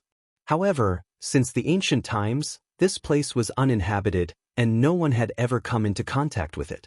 As a result, the item spirit of Greedy Wolf had been growing by relying on its instinct for so many years. Theoretically speaking, it would only develop its true intelligence when its body had condensed into a corporeal form. However, after being nourished by Wu Qi's blood essence and communicated with him using a mystic technique, the item spirit which had yet to fully form was awakened. Like Wu Qi's child, it had formed a spiritual connection with him. However, as the item spirit was brutally burned by the divine flame of order and nearly had its soul disintegrated, it once again felt an instinctive fear towards Wu Qi. After being comforted by Wu Qi's divine sense, the item spirit quickly forgot the pain it suffered just now. Like a newborn baby, it flew happily to Wu Qi's side, then began to hover lightly around Wu Qi. What was seen was a black beam of light, about 30 feet long, spinning rapidly around Wu Qi like a ripple of water, or more like a beam of light, or like a ghost that came with a chilly wind in the middle of the night. It brought forth an immense cold air, while an invisible and sharp aura tore one after another tiny sword marks on the ground. As the gold element energies in this place were constantly impacted by the spatial ripples all year round, of course, of spatial breaching spirit gold was formed. Of course, this item spirit was nourished by the spatial ripples for many years, and had also acquired a certain spatial characteristic. The biggest feature of item spirit with spatial characteristic was that it could fly without any trace. With this item spirit controlling it, the speed was at least 10 times faster than other flying swords. Wu of sword, Wu of sword, and Qi, and sword of sword, spirit energy of spirit, of Qi, and suddenly, sword with of spirit, of Qi, and of sword, of spirit, and of spirit. Currently, the quality of sword of Greedy Wolf had risen to the level of upper-tier magical treasure, and it had a huge room for improvement in the future. There was a great possibility that it could become a spirit item, or even an even higher grade item. After all, this item spirit had an extraordinary origin. As a spirit item condensed from the heaven and earth, its power and potential were not to be underestimated. A spirit item like this could never be left in a storage ring to grow moldy. Instead, it had to be hidden in one's body, where it could be constantly tempered by blood, essence, and energy. Only then would it be able to connect with its master's mind in the future and unleash a stronger and greater power. After retrieving the sword of Greedy Wolf, Wu Qi swallowed a few life-saving spirit pills, then lay on the ground and panted for a long time. Only then did he manage to recover a little bit of his strength. The powerful effect of the 7 foundation establishment technique was gradually brought into play. Standing on the ground with both feet, he began to absorb the earth element energies to nourish his entire body. At the same time, the wood element energies and water element energies, which were filled with life force and nourishing energy, were rippling out from the meridians, slowly nourishing his body. In just over a quarter of an hour, he had regained 70 to 80% of his ability to move. Slowly, Wu Qi walked up to the enormous 49 petals lotus flower condensed from the gold element energies. Using his divine will, he quickly communicated with the glinting silver lotus flower. This lotus flower was the mother of the item spirit, so naturally, it was a rare and extraordinary treasure. Casually, Wu Qi beckoned at the lotus flower. Immediately, the nearly 100 feet wide silver lotus flower shrunk rapidly, turning into a fist-sized lotus bud. Then, it gently fell down from the sky and landed right in Wu Qi's hand. Frowning, Wu Qi looked at the lotus flower and smiled. It was a spirit item. The so-called spirit item was a magical item with a power stronger than any magical treasure, and it was guarded by an item spirit. Perhaps the lethality of a spirit item was not as great as some magical treasures with incredible power, but it had its own spirit. When its master was in danger, it could take the initiative to protect its master. There were even some spirit items that could take the initiative to leave the sheath and travel thousands of miles away to kill the enemy. As for magical treasures, no matter how powerful they were, they did not have such a spirit effect. Without the control of its master, no matter how powerful it was, even if it was a magical treasure that could shatter a star with a single strike, it was just a lifeless object. As for this silver lotus flower, it was a spirit item, and a small part of it had been artificially crafted. Wu Qi sensed the clear divine will in the depths of the lotus flower.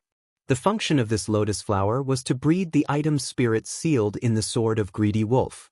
Day and night, its 49 petals extracted and purified the gold element energies, constantly feeding them into the item spirit. It could be said that this silver lotus flower was the birth mother of the sword of greedy wolf.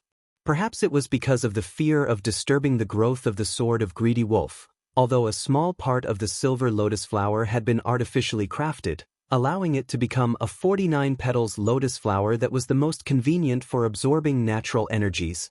The person who crafted it did not leave any mark on it.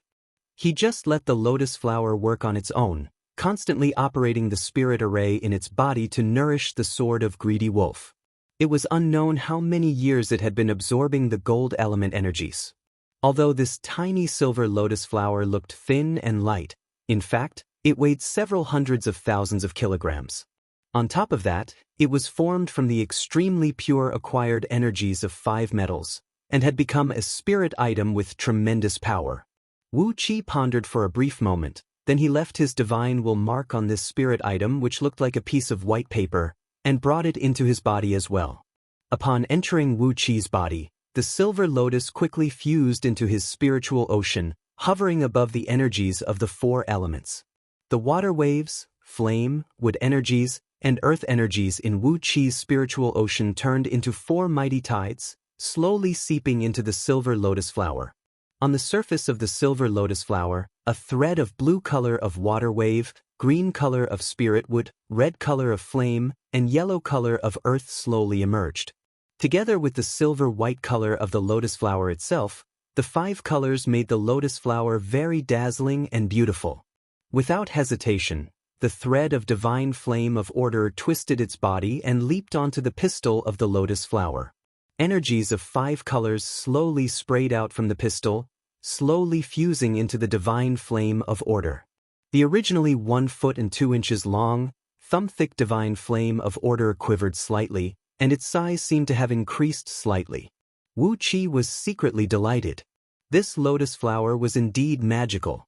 Without a doubt, the person who crafted it was a formidable man who had attained the righteous fruit of the immortal Tao. Now that it was actively absorbing energies of 5 elements, it seemed like it would be able to perfectly fuse with his 7 foundation establishment technique in the future. Perhaps he could turn this silver lotus flower into a very powerful treasure that could be used for both defensive and offensive purposes. With its intrinsic quality, which had been tempered by the gold element energies for many years, and together with the power of the innate energies of 5 elements, the future of this treasure was even greater than the sword of greedy wolf.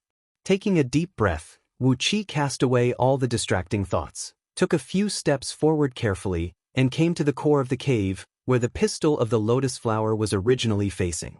The ground here had sunk down, forming a perfectly round, 3 feet deep pool.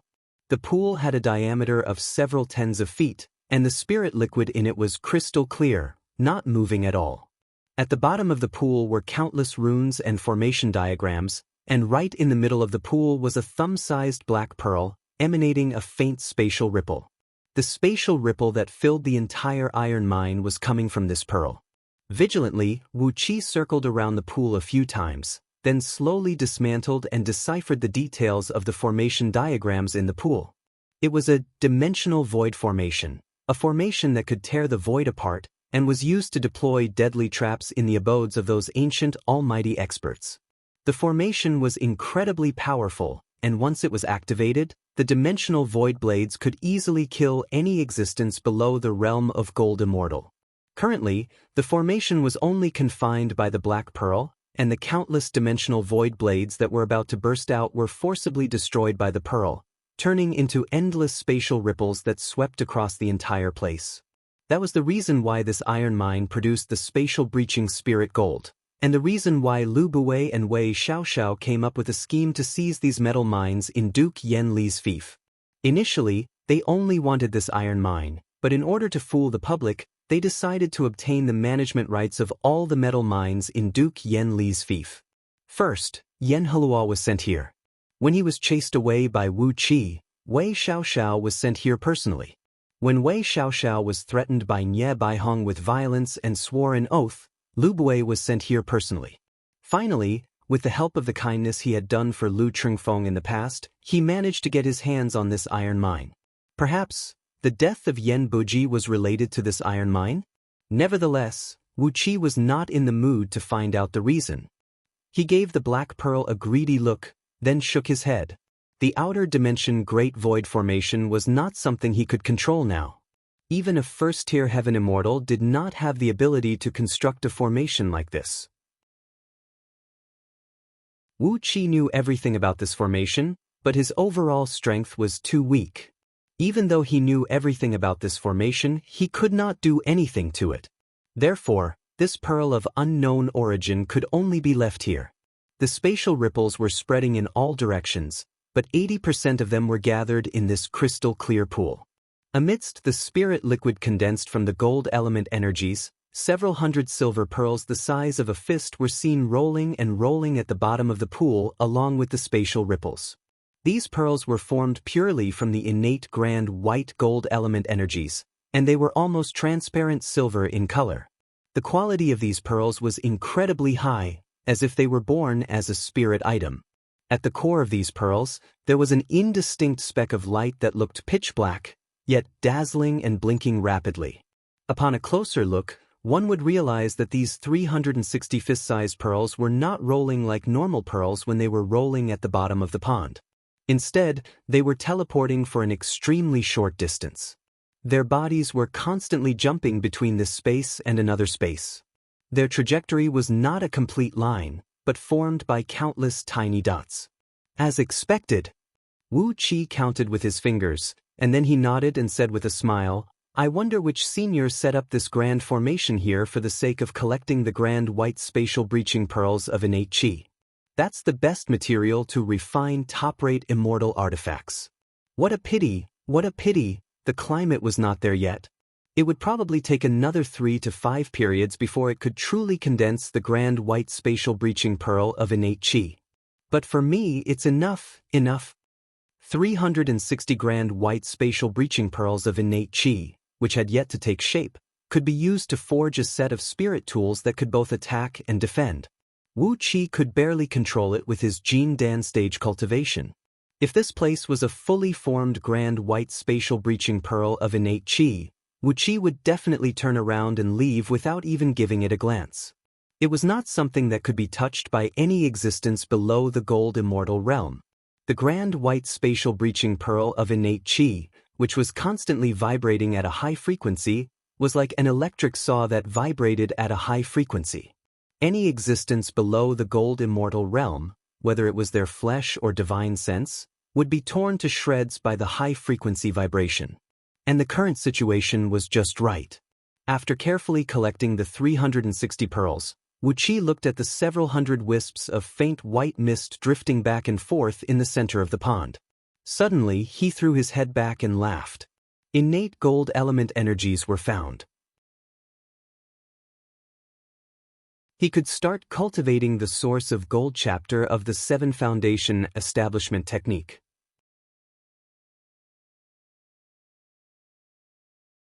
Chapter 150. The spirit liquid condensed from the gold element energies did not have much use, as it was just a raw material stored by the formation, used to nourish the grand white spatial breaching pearl of innate energies. After taking away the pearl, Wuqi did not even give the spirit liquid another look. Instead, the several hundred threads of innate gold element energies at the bottom of the pool made him burst with joy. He laughed so hard that tears almost flowed out from his eyes. Thank the heaven, thank the senior immortals who had left so many precious treasures in this world.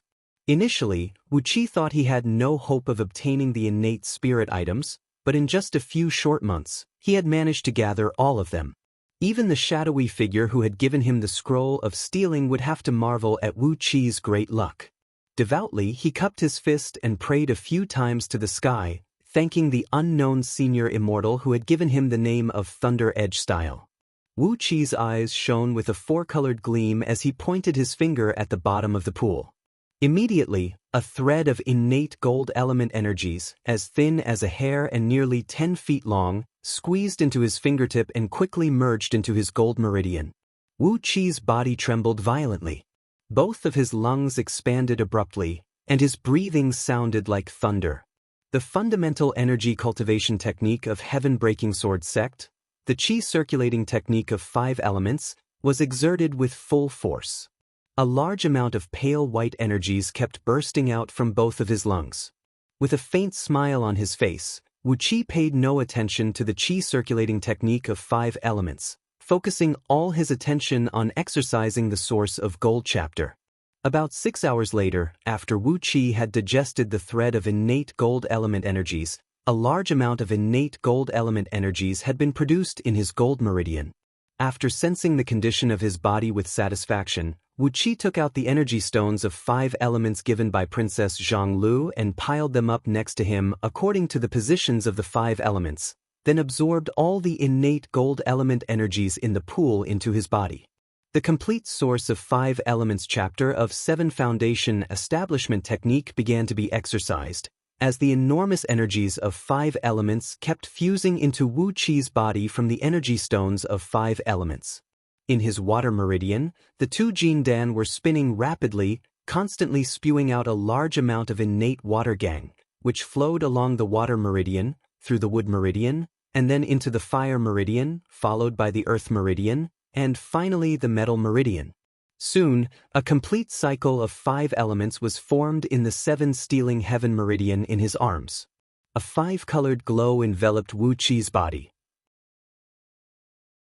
After a full 48 hours, he had transformed all the innate gold element energy into gold element energy shield.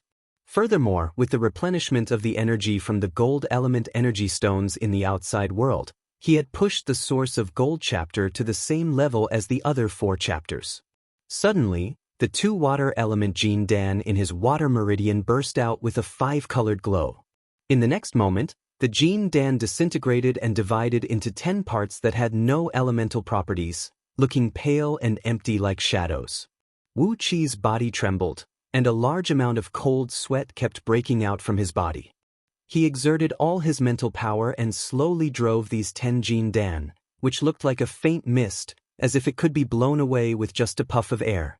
Carefully, they moved along his meridians and settled down in the 5 meridians of gold, wood, water, fire, and earth. The energies of 5 elements were rolling and rolling, back and forth, transforming and generating each other. Gradually, these 10 extremely weak Jin Dan began to glow with the unique glow of the 5 elements, and their bodies were much more stable than before. This was the most magical technique in Scroll of Stealing, the golden light splitting technique, which could improve one's cultivation level together with the 5 elements. As long as one could form a Jin Dan with one elemental property, he could use this mystic technique to erase the Jin Dan's property, then divide the Jin Dan into 5 parts and place them in the 5 meridians of 5 elements. As long as he kept injecting the innate energies of 5 elements into the Jin Dan, then fusing it with his divine sense and soul, and with a certain amount of hard work, these Jin Dan would soon transform into a true Jin Dan, false core. As long as he continued to work hard, tempering the water and fire elements, it wouldn't take too long for the false core to reform into a true Jin Dan. By using this mystic technique, it could at least save Wu Qi 100 years of hard cultivation. However, it would consume a huge amount of blood essence and energy. But with Scroll of Stealing, he could absorb the blood essence and energy of others to replenish his own body. So, this little bit of blood essence and energy was nothing. Not only did the core splitting technique consume a lot of blood essence and energy, it also divided the divine sense of the Jin Dan, which had already taken shape. It was like a few slashes on Wu Qi's soul, causing him to twitch from head to toe in pain. Luckily, he did not faint. However, with the 7 holy deities and devils protecting his soul, it was impossible for Wu Qi to faint even if he wanted to. All he could do was to clench his teeth and endure the endless pain. When he finally completed the unimaginable process of splitting the Jin Dan, he was drenched in sweat, and a large puddle of sweat had formed on the ground. Lying on the ground, he did not even have the strength to breathe. After lying on the ground for a full 3 days and 3 nights in a daze, Wu Qi's dull eyes finally regained some light. Slowly, inch by inch, he struggled to stand up from the ground. Hastily, he took out a few pill bottles and swallowed a few life-saving pills that were concocted with the secret recipe of Great Yan Dynasty's imperial clan.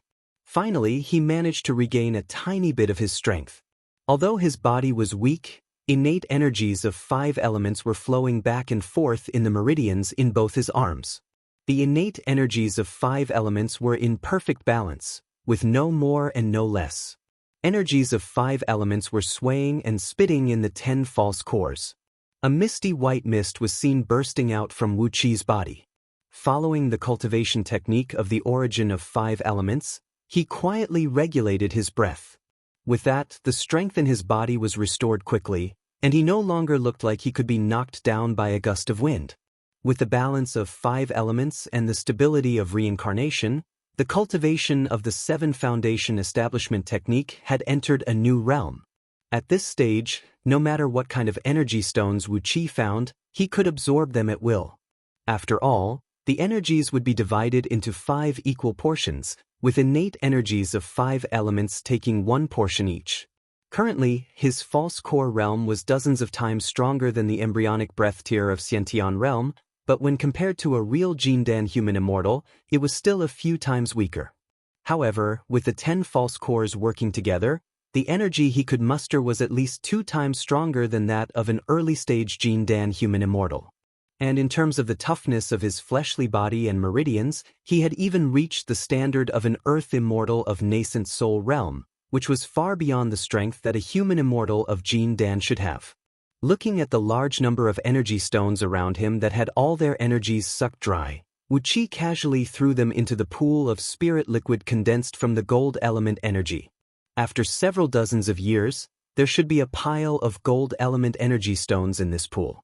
After giving the black pearl in the depths of the pool a careful look, Wu Qi breathed out a long sigh.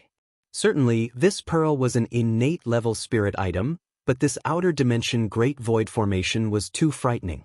With the essence of formations he learned from Scroll of Stealing, without the overall strength of a first-tier heaven immortal, there was no way he could resolve the threat posed by this formation and obtain the pearl.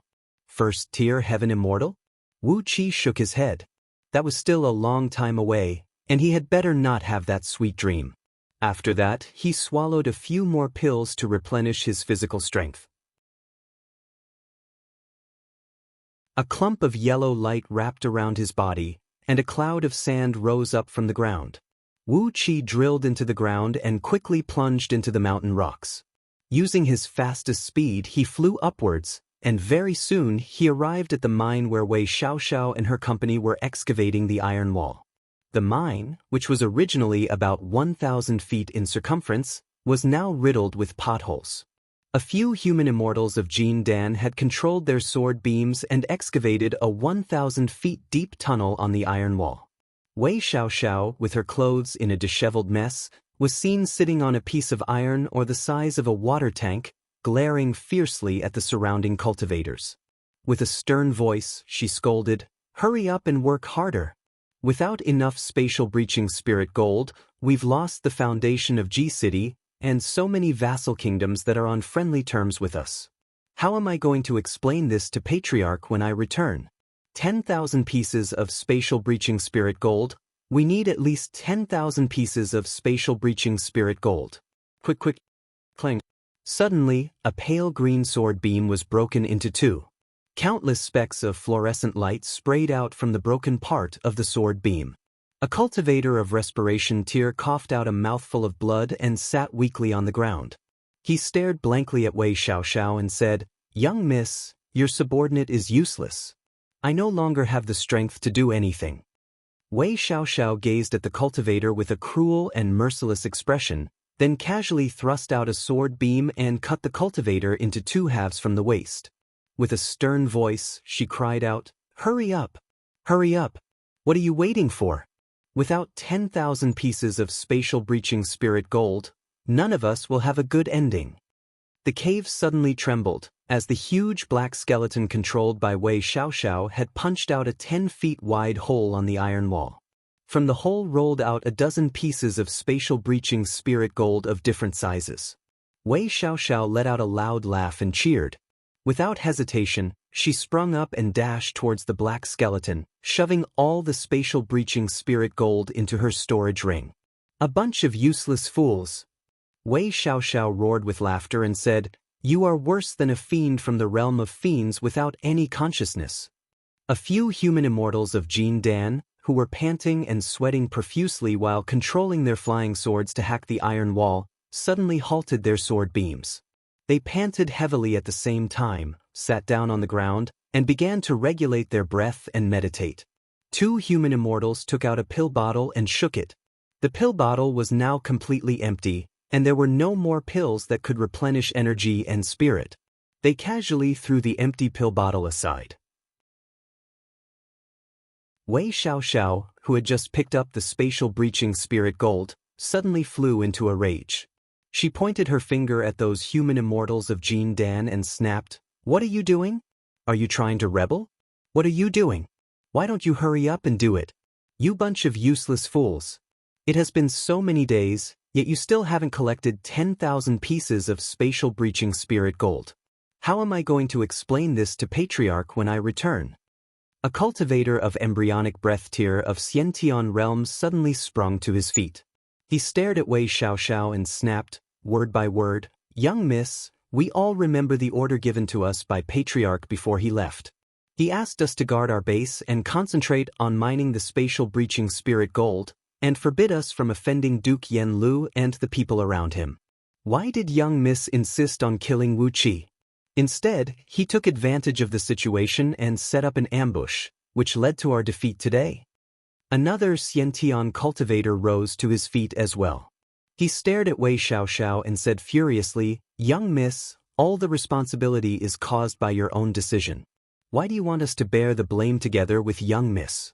We will tell Patriarch the truth. On the night when Patriarch left, Wei Longfeng was assassinated by someone. We suspect that young miss is the one who sent someone to assassinate him." A cold gleam appeared in Wei Xiaoxiao's eyes. She sneered and said, "What reason do I have to assassinate him?" The first Xiantian cultivator said with a cold voice, "For the sake of holding the absolute power, you controlled the entire Wei merchant of Great Yan dynasty alone." Wei Xiaoxiao stared at the two Xiantian cultivators and snorted coldly, "Why are you bringing up this question now?" The second Xiantian cultivator said angrily, "The rocks here are soaked by the gold element energies all year round, making them at least 100 times stronger than steel. Our flying swords are useless, and our spells are ineffective. We have to exhaust all our strength, and only then can we mine 1 or 2 pieces of spatial breaching spirit gold. It is fine if young miss doesn't show compassion to your servants, but why do you have to speak so viciously to us? Wei Xiaoxiao sneered. She did not say another word, but pointed her finger at the 2 Xiantian cultivators and said sternly, "Kill them." The dark skeleton behind Wei Xiaoxiao let out a shrill and strange howl. It swung its arm and unleashed a dim thunderbolt towards the 2 Xiantian cultivators. Wu Qi was observing the scene with his divine sense. Carefully, he gave the dark skeleton behind Wei Xiaoxiao a glance, then turned to look at the few Jin Dan human immortals, who were sitting cross-legged and regulating their breaths. Perhaps it was because they had consumed too much energy over a long period of time. No matter it was the dark skeleton or the few Jin Dan human immortals, their energy was nearly depleted. After a brief moment of pondering, Wu Qi suddenly squeezed out from the ground. The sword of Greedy Wolf transformed into a cold beam and shot out, thrusting straight towards the few Jin Dan human immortals.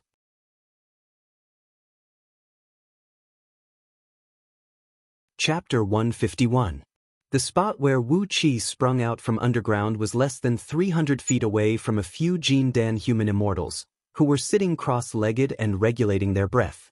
After the sword of Greedy Wolf had devoured the item spirit formed from the fusion of gold element energies and spatial ripples, the sword beam had vaguely taken on the characteristic of short-distance teleportation, similar to the grand white spatial breaching pearl of innate energy. The speed of the sword beam was incredibly fast. Almost at the moment when it shot out from Wu Qi's fingertip, it had already arrived before the faces of those Jin Dan human immortals. However, among these experienced Jin Dan human immortals, which one of them did not have 2 or 3 life-saving techniques? Then, these Jin Dan human immortals roared furiously at the same time, "How dare you, little brat!" Tens of golden talismans, each measuring 40 to 50 feet tall and 3 feet wide, shot out from the top of these Jin Dan human immortals' heads, transforming into large sheets of golden light that shielded their bodies. The dark sword beam transformed from the sword of Greedy Wolf wheeled around the tens of overlapping golden light beams and slashed at them.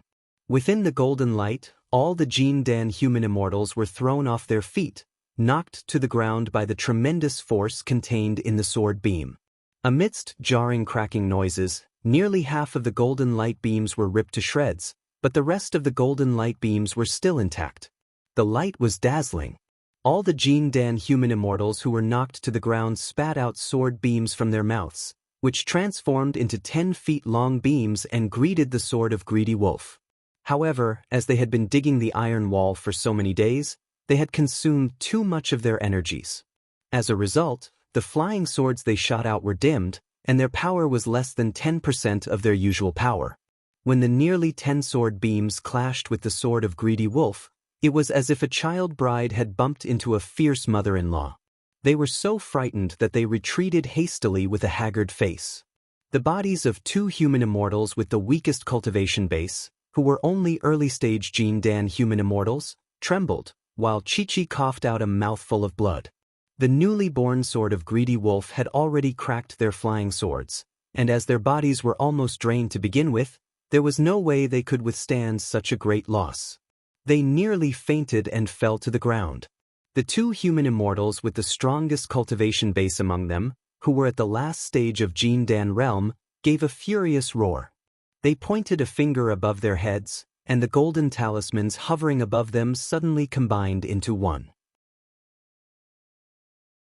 Amidst a vague dragon roar, the talismans transformed into a golden dragon as thick as a water tank, baring its fangs and brandishing its claws as it charged towards Wu Qi.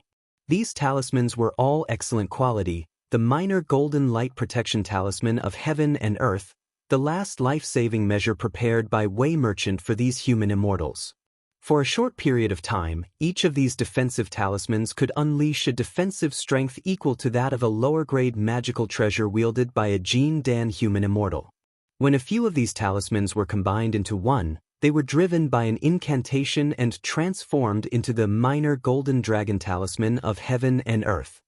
With that, It became an offensive talisman with an extraordinary power. Anyone below mid-stage Jin Dan realm, even if they were equipped with a defensive magical treasure, could basically be killed with a single strike. Wu Qi did not have the time to pull back the sword of Greedy Wolf.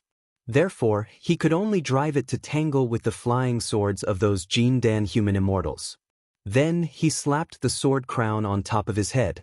5 extremely fine beams shot out from the crown, shooting towards the golden dragon at an incredible speed. This tall crown that he had taken out from the treasure pavilion of the sword stems from the Mind Cave abode was also a sharp weapon that could catch people off guard and ambush them. However, in the face of the golden dragon body-piercing talisman, the 5 rays of light had barely flashed when they were swallowed by the golden dragon. The crown on top of his head exploded abruptly, and the hairband used to tie the crown was ripped to shreds as well. Wu Qi felt a severe pain on his scalp, as a small piece of his hair was turned into ashes by the explosion, exposing a large piece of his smooth scalp, making him look bald. Wu Qi was struck dumb with terror. He dared not to bet on how strong the defensive strength of the defensive shirt he had just obtained could be. His eyes went wide, and the silver lotus flower he had just kept shot out from between his brows. The silver lotus flower shone with a dazzling silver light, glinting faintly with 5 colors, and expanded to 1 foot in circumference. Along with a deep, muffled dragon roar, the golden dragon slammed straight into the silver lotus flower. A blinding light burst out, and a large sheet of silver light kept surging out from the silver lotus flower. Countless lotus petals spun rapidly like blades, shredding the arrogant golden dragon into pieces. The golden dragon shattered into countless golden specks, and was devoured by the silver lotus flower as well. The defensive talisman was destroyed by Wu Qi in one fell swoop. The few Jin Dan human immortals stared at the scene with great astonishment. Fortunately, 2 late-stage Jin Dan human immortals reacted in time. Without saying a word, they sprayed out 2 specks of bright light from their mouths, which transformed into a jade ruler and a feather fan respectively, thrusting towards Wu Qi. The jade ruler pierced through the air with an ear-splitting whistle as it came smashing down, while the feather fan shook and sprayed out the Samadhi true flame of green, white, and red, rolling up a monstrous heat wave and rushing towards Wu Qi. Without changing his expression, Wu Qi thrust the silver lotus flower towards the jade ruler. A loud clang rang out. The silver lotus flower remained motionless, but the jade ruler was smashed into pieces. The extremely powerful acquired earth element energy contained in the jade ruler was devoured by the silver lotus flower, then injected into Wu Qi's body through the connection between the silver lotus flower and Wu Qi's divine sense. The earth meridians trembled, and the 2 false cores of earth element opened their mouths and devoured the acquired earth element energy. Before long, they sprayed out a dense innate earth element energy, which joined the circulation of the 5 elements. The 2 false cores shone faintly, and the misty cores became slightly more stable. Wu Qi's body sank slightly, as if his body had become heavier, and the strength of his body had increased slightly as well. He threw his head back and let out a few loud laughs, then a 5-colored gleam flickered in Wu Qi's eyes. The silver lotus flower pounced towards the feather fan like a hungry wolf, absorbing all the Samadhi true fire along its way. Another ear-piercing tearing noise rang out. The feather fan, which could shoot out the Samadhi true fire, was torn to shreds by the razor-sharp silver lotus flower, and the acquired fire element energy contained in it was devoured by the silver lotus flower as well. After devouring the acquired fire element energy, the 2 false cores in Wu Qi's fire meridians emitted a faint red glow and became slightly more stable. The 2 late-stage Jin Dan human immortals, who had unleashed their magical treasures to fight against the enemy, screamed out miserably as a large amount of blood sprayed out from their 7 apertures. Different from flying swords, magical treasures usually contained a considerable part of the cultivator's soul power. Therefore, when the magical treasure was destroyed, it was equivalent to destroying a small part of the cultivator's soul. This was the loss of the source of the soul, and the damage it could do to the cultivator was incomparable. The 2 formidable late-stage Jin Dan human immortals could only see stars flashing before their eyes. Their energy and blood were severely depleted, and they no longer had the strength to fight. Wu Qi casually pointed his finger out. The silver lotus flew forward and smashed into the lower abdomen of one of them, piercing through his body and pulling out a Jin Dan the size of a chicken wrapped in a silver glow. At the same time, he sprayed a mouthful of energy onto the sword of Greedy Wolf. The pitch-black sword beam trembled abruptly, as 7 wolf heads shot out from it, crazily leaping towards the surrounding enemies. Another 2 human immortals of Jin Dan failed to dodge the attack, and their bodies were struck by the wolf heads formed by the sword beams, opening up a huge and gruesome wound on their bodies. Wolf howls towered into the sky, as 2 pitch-black wolf heads with long glowing tails flew towards Wu Qi at top speed, with 2 Jin Dan in their mouths. Casually, Wu Qi caught the 2 Jin Dan and recalled the silver lotus. He could not help but let out a joyful laugh. Similar to the Jin Dan that Yen Dan and his companions used to imprison human immortals, the reason Wu Qi collected Jin Dan was to absorb its essence for his own use. As long as he had the help of a few Jin Dan, he would be able to save a great amount of time, allowing the 10 false cores in his 5 meridians to form their true cores in the shortest time possible. The sword beam split again. This time, the pitch-black sword beam transformed from the sword of Greedy Wolf suddenly turned extremely soft and gentle, splitting into several dozens of extremely fine sword beams, gently enveloping those human immortals of Jin Dan. The Azure Water Sword technique of Heaven-Breaking Sword Sex Shapeless Sword technique could transform flying swords into water waves that blotted the sky to attack the enemy. The sword beam was like water, penetrating through every opening, and the sword energy lingering in the air was soft and gentle, like maggots in one's bones, making it extremely difficult to defend against. It was a pretty good sword technique. Furthermore, as Wu Qi was controlling the sword with the innate water energy found in his water meridians, the sword beam contained a wisp of cold and gloomy air, which could penetrate through all the internal organs and bone marrow, making the lethality of the sword beam even stronger. As the several dozens of sword beams shot down, those human immortals of Jin Dan, whose energies were nearly depleted, could no longer defend against them. Once again, a few of them were torn apart by the sword beams, while the Jin Dan was brought back to Wu Qi's hand. In the end, only 2 human immortals of Jin Dan, who had completely depleted their energies and could not even unleash their defensive magical treasures, were left standing with their backs against each other, panting heavily. Controlling 2 extremely dim sword beams, which nearly revealed their true forms, they fought with the sword of Greedy Wolf. Their bodies were drenched in sweat, and a large puddle of water had formed under their feet. If not because of the desire to live that dominated everything, they would have fallen to the ground and been killed by the sword of Greedy Wolf. All this happened in a very short period of time. After Wu Qi had killed a few human immortals of Jin Dan, the dark skeleton finally unleashed the thunderbolt, thrusting towards 2 Xiantian cultivators who stood out to fight against Wei Xiaoxiao. It was only when the 2 Xiantian cultivators were ripped to shreds by the thunderbolt that Wei Xiaoxiao finally realized what had happened. She rubbed her eyes in disbelief, staring blankly at the dead bodies scattered all over the ground. Trembling, she pointed her finger at Wu Qi and cried out, "Kill him! Quick, kill him now!" A deep, muffled ghost howl was heard coming out from the dark skeleton's body, as a faint dark mist sprayed out from it. He strode towards Wu Qi, and with just a leap, he had arrived at a place less than 100 feet away from Wu Qi. Spreading both arms, the dark skeleton, who obviously did not have enough strength, waved its water tank-sized fist and thrust it towards Wu Qi with brute force. With a thought in his mind, the silver lotus bloomed before the dark skeleton, expanding to several tens of feet in size from the size of 1 foot. 49 lotus petals were seen swirling with a bright flame, as countless 5-colored beams were seen rushing out from the pistil of the lotus, pulling the dark skeleton into the lotus. A thread of divine flame of order burst out from the tip of the 49 lotus petals, burning the dark skeleton and causing crackling noises to ring out from its body, while the dark mist around it kept melting and disintegrating. Wei Xiaoxiao watched the scene with terror. She screamed hoarsely while performing one incantation gesture after another, trying to control the dark skeleton. However, The silver lotus had isolated all energy ripples from the inside and outside of the skeleton. Countless five-colored beams, which were as sharp as blades, converged inwardly. Countless bone-cracking noises were heard, as the dark skeleton was forcefully crushed into pieces by this half-man-made, half-natural spirit item. At the same time, the bizarre talisman inside the dark skeleton was burned into ashes by the divine flame of order.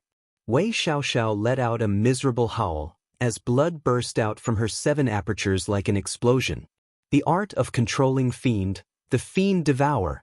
Looking at Wei Xiaoxiao's 7 apertures suddenly bursting with blood, as well as the bizarre appearance of countless tiny worms wriggling under her skin, Wu Qi could not help but shake his head.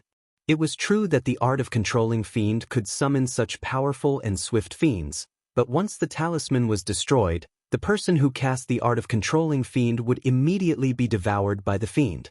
The feeling was like being bitten by 10,000 ghosts, a first-rate torture under the heaven. The sword beam swept across and killed the last 2 Jin Dan human immortals, who were putting up a desperate struggle, and took away their Jin Dan. After that, Wu Qi transformed into a wild wind and blocked the exit of the mine.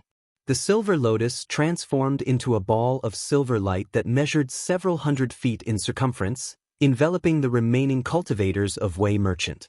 Silently, Wu Qi gave these cultivators a glance, who had completely exhausted their innate energies and could no longer fight back. Shaking his head, he said, "Don't blame me for cutting the weeds and pulling out the roots." The silver lotus closed inwardly, as the sword of greedy wolf swept across all directions. Nearly 100 Xiantian cultivators whose cultivation base was weaker than him were immediately cut into half. Upon seeing this, Wei Xiaoxiao, who was being devoured by the fiend, could not help but scream hoarsely, "Save me! I'll exchange my precious treasure for my life."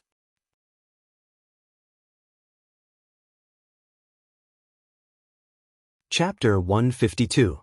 After using the silver lotus to block the only entrance and exit of the mine, Wu Qi walked slowly and came next to Wei Xiaoxiao. Wei Xiaoxiao forced out a flattering smile and cried out with a hoarse voice while shivering, "Save me! The devil is attacking me! Use the exorcism spell to save me! I'll exchange my life with a precious treasure. Before Wei Xiaoxiao could finish her words, Wu Qi had already pressed his finger on her throat and sealed off her mute acupoint.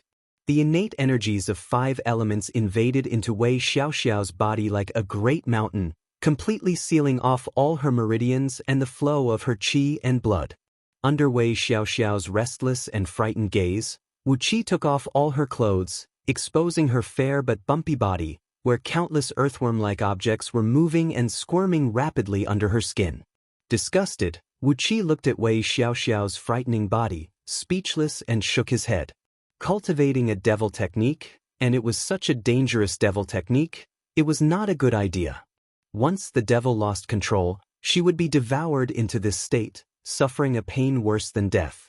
What was the point of doing this? Why couldn't she just focus on her cultivation? Wu Qi sighed with mixed emotions. Then, Wu Qi's 10 fingers emitted a faint 5-colored gleam. Starting from Wei Xiaoxiao's head, they slid down her body bit by bit. The 9 heavens and 10 earths spirit searching and secret probing palm incantation from Scroll of Stealing was a technique that could be compared to the seal of minor universal star shifting. The seal of minor universal star shifting could forcibly steal all kinds of natural energies, spirit objects, and all kinds of precious objects that were tangible or intangible. On the other hand, the spirit searching and secret probing palm incantation was said to be able to search for a great 1,000 worlds from a mustard seed, fetch water from the sand, and bloom flowers from the rocks. It was a supreme technique used to search for all kinds of hidden precious treasures. Soundlessly, the finger incantation changed, as tiny talismans condensed from innate energies of 5 elements danced and danced on his fingertips, fusing into Wei Xiaoxiao's body soundlessly. Under the effect of the mystic technique of spirit searching and secret peering palm incantation, Wei Xiaoxiao's skin, muscles, and bones were gradually emitting a faint glow. In the end, her body turned translucent, and all the meridians in her body, as well as the direction of the circulation of her blood and qi, were completely exposed before Wu Qi's eyes. Even the contraction of her brain and the fluctuations of her brain were clearly visible under her translucent skin. Under the powerful effect of the spirit-searching and secret-peering palm incantation, even Wei Xiaoxiao's rapidly fluctuating mental activity could not hide from Wu Qi's surveillance. With a great panic, Wei Xiaoxiao looked at her upper body, which had turned translucent. Panicked, she let out a soundless roar from her throat. She struggled hard, but no matter how hard she tried, she couldn't move an inch. Not long after that, a faint dark blue glow burst out from all over Wei Xiaoxiao's body. Her body had turned into a transparent existence, like the ripples of water. Only her meridians, blood vessels, internal organs, and many other important parts remained translucent. Everything inside her body was exposed before Wu Qi's eyes. He could clearly see that a few meridians in her body were much stronger and wider than the rest, and a stream of dark purple innate energy was flowing slowly in these meridians. So, this is the cultivation technique you are cultivating with? Wu Qi looked at Wei Xiaoxiao, who looked as if she had just seen a ghost. He shook his head lightly, smiled and said, "Very good, I'll kindly accept it. Although it is a devil technique, it seems it has quite a lot of miraculous effects. When I have the time in the future, I'll definitely study it." Silently, Wu Qi memorized the circulation route of the innate energies in Wei Xiaoxiao's body. He had learned the devil technique she was cultivating with. This was the most powerful and also the most helpless aspect of Scroll of Stealing. No matter it was the 7 Foundation Establishment Technique, the Seal of Star Shifting, or the Spirit Searching and Secret Probing Palm Incantation, all these mystic techniques possessed an endless power and possessed endless magical abilities. However, there was never a mystic technique or divine ability that could be used in a head-on fight with someone in Scroll of Stealing. There were escape techniques, divine abilities that could be used to decipher various formations, mystic techniques that could be used to break all sorts of defensive mechanisms, and all sorts of unimaginable and unorthodox techniques. However, sword techniques like the Azure Water Sword technique and the Mountain Crumbling Sword technique of Heaven Breaking Sword sect that could be used practically, and some other powerful divine abilities like various thunder techniques, were just too few. Even if there were 1 or 2 sword techniques, they were just like the general principles. What the Scroll of Stealing taught was only the Heaven Stealing technique. After inheriting the Scroll of Stealing, how many benefits and things he could steal would depend on Wu Qi's own efforts. At least, he now had the 5 elements sword technique of Heaven Breaking Sword sect, as well as the devil technique that Wei Xiaoxiao was cultivating. As long as he persevered in his cultivation, the number of divine abilities and mystic techniques he could obtain would only increase. After memorizing the circulation path of Wei Xiaoxiao, Wu Qi casually circulated a few threads of innate energy and circulated them through those few meridians. Immediately, the 7 holy deities and devils in his spiritual ocean split out a thread of aura from the realm of desire, following the few threads of innate energy and circulating freely through those few meridians. Vaguely, a vague and evil aura spread out from Wu Qi's body. Once again, Wei Xiaoxiao's eyes went wide as if she had just seen a ghost. In Wei Merchant, only the lineal descendants would be able to inherit the hidden treasure of 5 ghosts of minor samsara. When cultivated to the most profound level, it would be the 4-9 great demons transporting technique that Lu Buwei had learned. It had the powerful ability to break through the void and transform into an undead heavenly ghost. Wei Xiaoxiao had been cultivating this mystic technique since she was young, and she knew very well how difficult it was to cultivate this mystic technique. However, with just a slight focus of his mind, Wu Qi was able to form a thread of unique aura of the hidden treasure of 5 ghosts of minor samsara in his body. This was simply unheard of.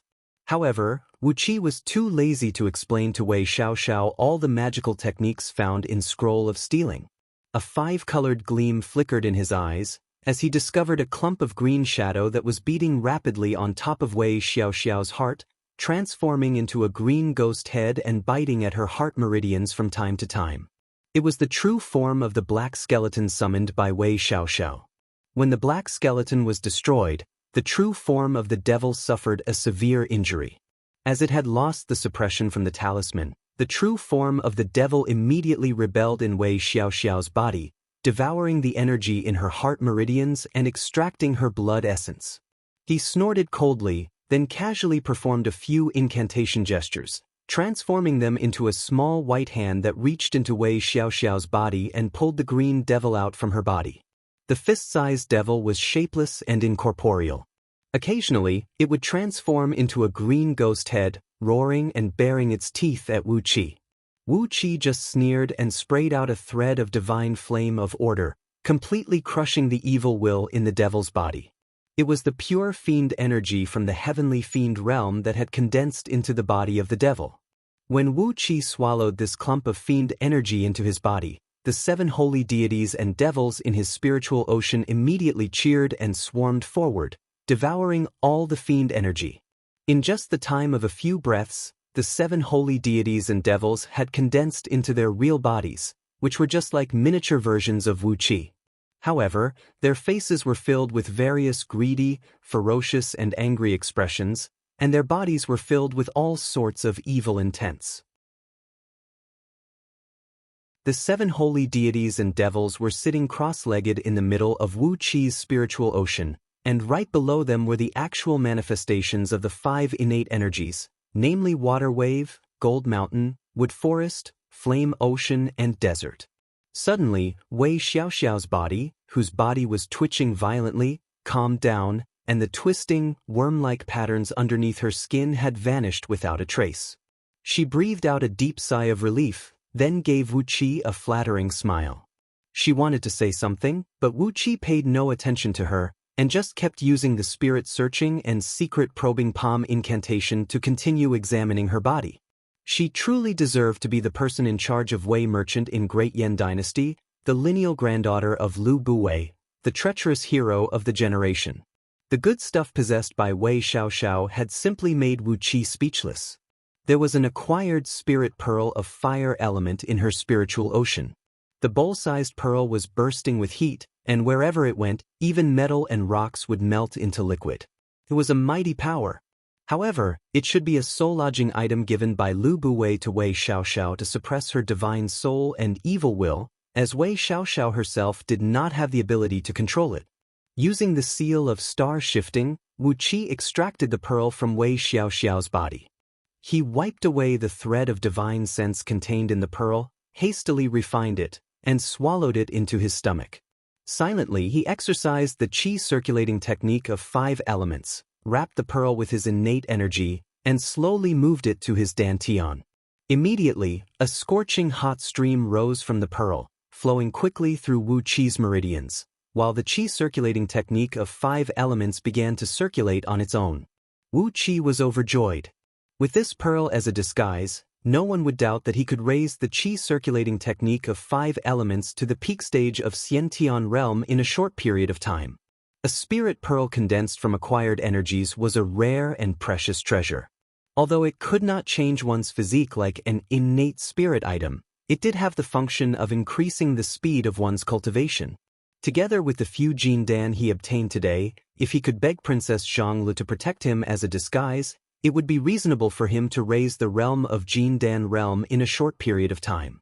It was nothing more than relying on an external force to form his gold core, which would cause his foundation to be unstable. But why would Wu Qi care about that?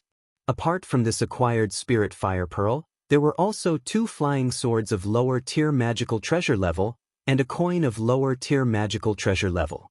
The coin could be wielded to forcibly take away the flying swords and magical treasures of others. It had a unique function and was very rare. Apart from that, there was also a gold ingot of lower-tier magical treasure level. This gold ingot could be thrown out to hit someone, and its weight was approximately 50,000 kilograms. If any ordinary human immortal of Jindan realm was hit by it, he would have his bones broken and his tendons torn. Apart from all these defensive magical treasures and spirit pearls, the most important thing was inside Wei Xiaoxiao's dantian, where a tiny fist-sized wooden figure was intertwined with a thread of her innate blood essence. The wooden figure did not have a face, but was roughly carved into the shape of a human. Its body was shrouded with countless mysterious runes, and vaguely, it was swallowing Wei Xiaoxiao's blood essence and energy essence, producing a very mysterious state of resonance and coexistence with her body. On top of that, Wu Qi could sense that Wei Xiaoxiao's soul had formed some sort of mysterious connection with the wooden figure. Vaguely, the aura of the wooden figure had even suppressed the ripple of Wei Xiaoxiao's soul. Wu Qi breathed out a deep sigh, then carefully executed the seal of minor universal star shifting, cutting off all the connection between the wooden figure and Wei Xiaoxiao's blood essence and soul. After that, he took it out from Wei Xiaoxiao's body, and without hesitation he forced out a few drops of his prime blood essence and dripped them onto the wooden figure. Immediately, the wooden figure transformed into a clump of green shadow and fused into Wu Qi's body, settling down inside his dantian. Immediately, Wu Qi felt that there was an additional layer of thick and heavy barrier between him and the outside world. The barrier did not stop him from absorbing the natural spirits, but he had a feeling that he was now shrouded in a thick and heavy defensive barrier. No matter it was his fleshly body or his soul, both had an additional layer of protection. Soul replacement puppet. Looking at Wei Xiaoxiao, whose face was filled with despair, Wu Qi shook his head, sighed and said, "What an extravagant Wei merchant. What an extravagant old Mr. Lu Buwei. You've already wasted a soul replacement puppet, and now, you're being given another one to protect yourself." Upon hearing the name, Lu Buwei, Wei Xiaoxiao's body trembled instantly, and her face turned dark purple due to fear. She stared at Wu Qi in despair, and her body began to tremble uncontrollably. Wu Qi twitched his lips, turned to Wei Xiaoxiao and said helplessly, "That's right, you're Lu Buwei's biological granddaughter, aren't you? He is a very amazing old man, but as for you, I can't tell which part of you looks like his granddaughter." After a brief moment of pondering, Wu Qi smiled and said, "Thank you for giving me these treasures. In order to repay you, I'll spare a thread of your soul for reincarnation." The sword of Greedy Wolf let out a clear whistle as it thrust forward, cutting Wei Xiaoxiao's neck into two. Casually, he pulled off the storage ring from Wei Xiaoxiao's finger, then slowly rose to his feet.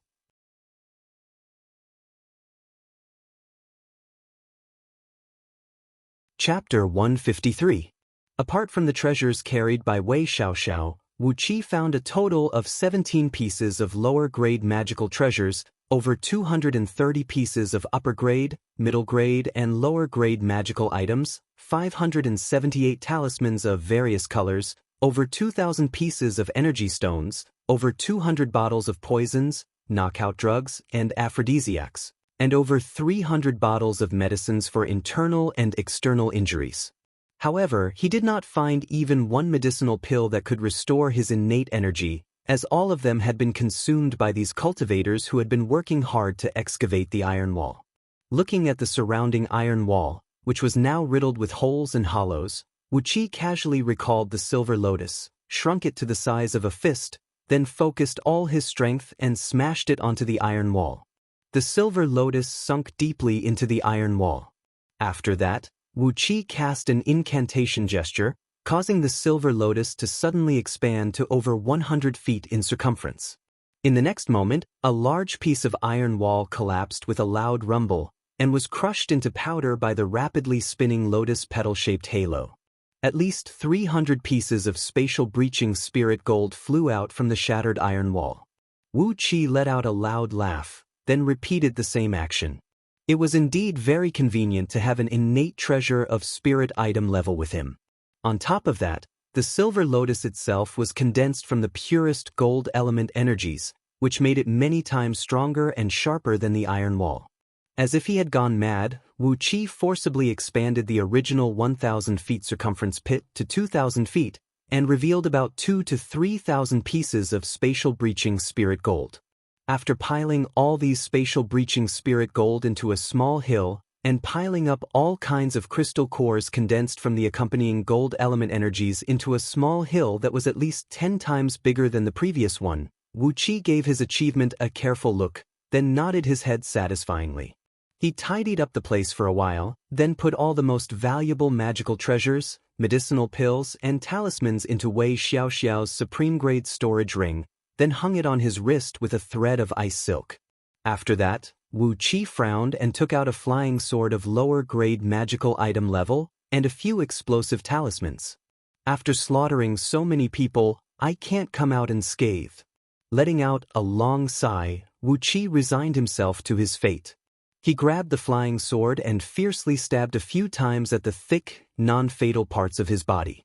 The sword pierced through his body. Then he detonated a few explosive flame talismans, causing his body to be covered in black and white patches. He looked as pathetic as one could imagine. Flying swords and talismans slashed and drew on the surrounding iron walls, chopping the corpses on the ground into pieces. After that, Wu Qi fabricated a scene where he had gone through a tough battle and finally succeeded by luck. Only then did he let out a heavy sigh and said, "I'm slightly injured. It's best if it's a serious injury.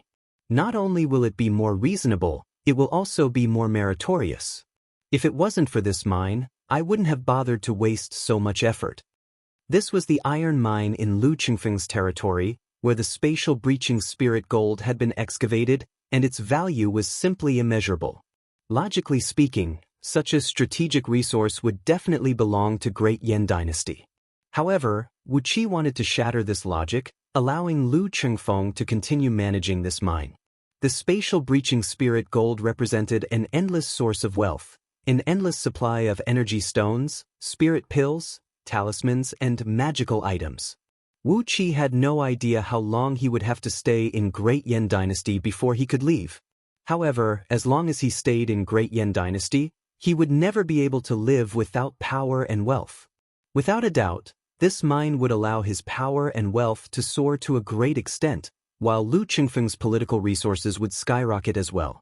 This was beneficial to both of them. Therefore, he had to have this mine in his hands no matter what. Wu Qi breathed out a long sigh and looked at the wounds on his body. He felt that these injuries were not enough to move anyone. He pondered for a while, then pulled out a large blade of fire element and began hacking at his body, leaving dozens of scorched wounds on his body. Wu Qi grimaced in pain, stomped his feet and cursed. If not for the minor reincarnation of 5 elements that had been formed, his body was going through a tremendous transformation, and the recovery ability of his fleshly body had been greatly improved. He would never choose such a method that brought suffering upon himself. Looking at his body, which was now in a complete mess after being tortured by himself, Wu Qi pondered for a while, then simply took out 2 upper-grade flying swords and pierced one on each of his arms. Then he casually swung his arms and legs, and when he found out that it did not affect his body at all, he twisted his body, transformed into a clump of yellow mist, and plunged into the ground. The innate energy of earth element and gold element blended with his divine sense and spread out in all directions, allowing Wu Qi to thoroughly investigate all the movements in the mine. There was no one in the mine, and even when he reached the exit of the mine, he did not find any signs of living beings. It was not until Wu Qi came out from the mine and came to the exit of the valley that he saw a few respiration tier cultivators of Xiantian realm. They were carefully crouching in the bushes, keeping a vigilant watch over their surroundings. Without wasting any time, Wu Qi switched from the earth escape technique to the wood escape technique. Lightly and quietly, he transformed into a clump of faint green mist and darted through the bushes, reaching out his hand and twisting the necks of the few Xiantian cultivators from behind. Murmuring Amitba under his breath, Wu Qi collected all the magical items found on their bodies. After that, he pretended to be on the verge of death, falling backward at the entrance of the valley. He took out the token of 8 swallows and the tooth token that represented his identity as Marquis Tunyon. Casually, Wu Qi dripped a drop of blood onto the token and the tooth token. Immediately, 2 bright beams soared into the sky, transforming into 2 extremely tiny beams and flying towards G City. It was a restrictive spell that was found in the token and the identity token of all the high-ranking officials and nobles of Great Yan Dynasty. It was called the 10,000 Miles Spark Message.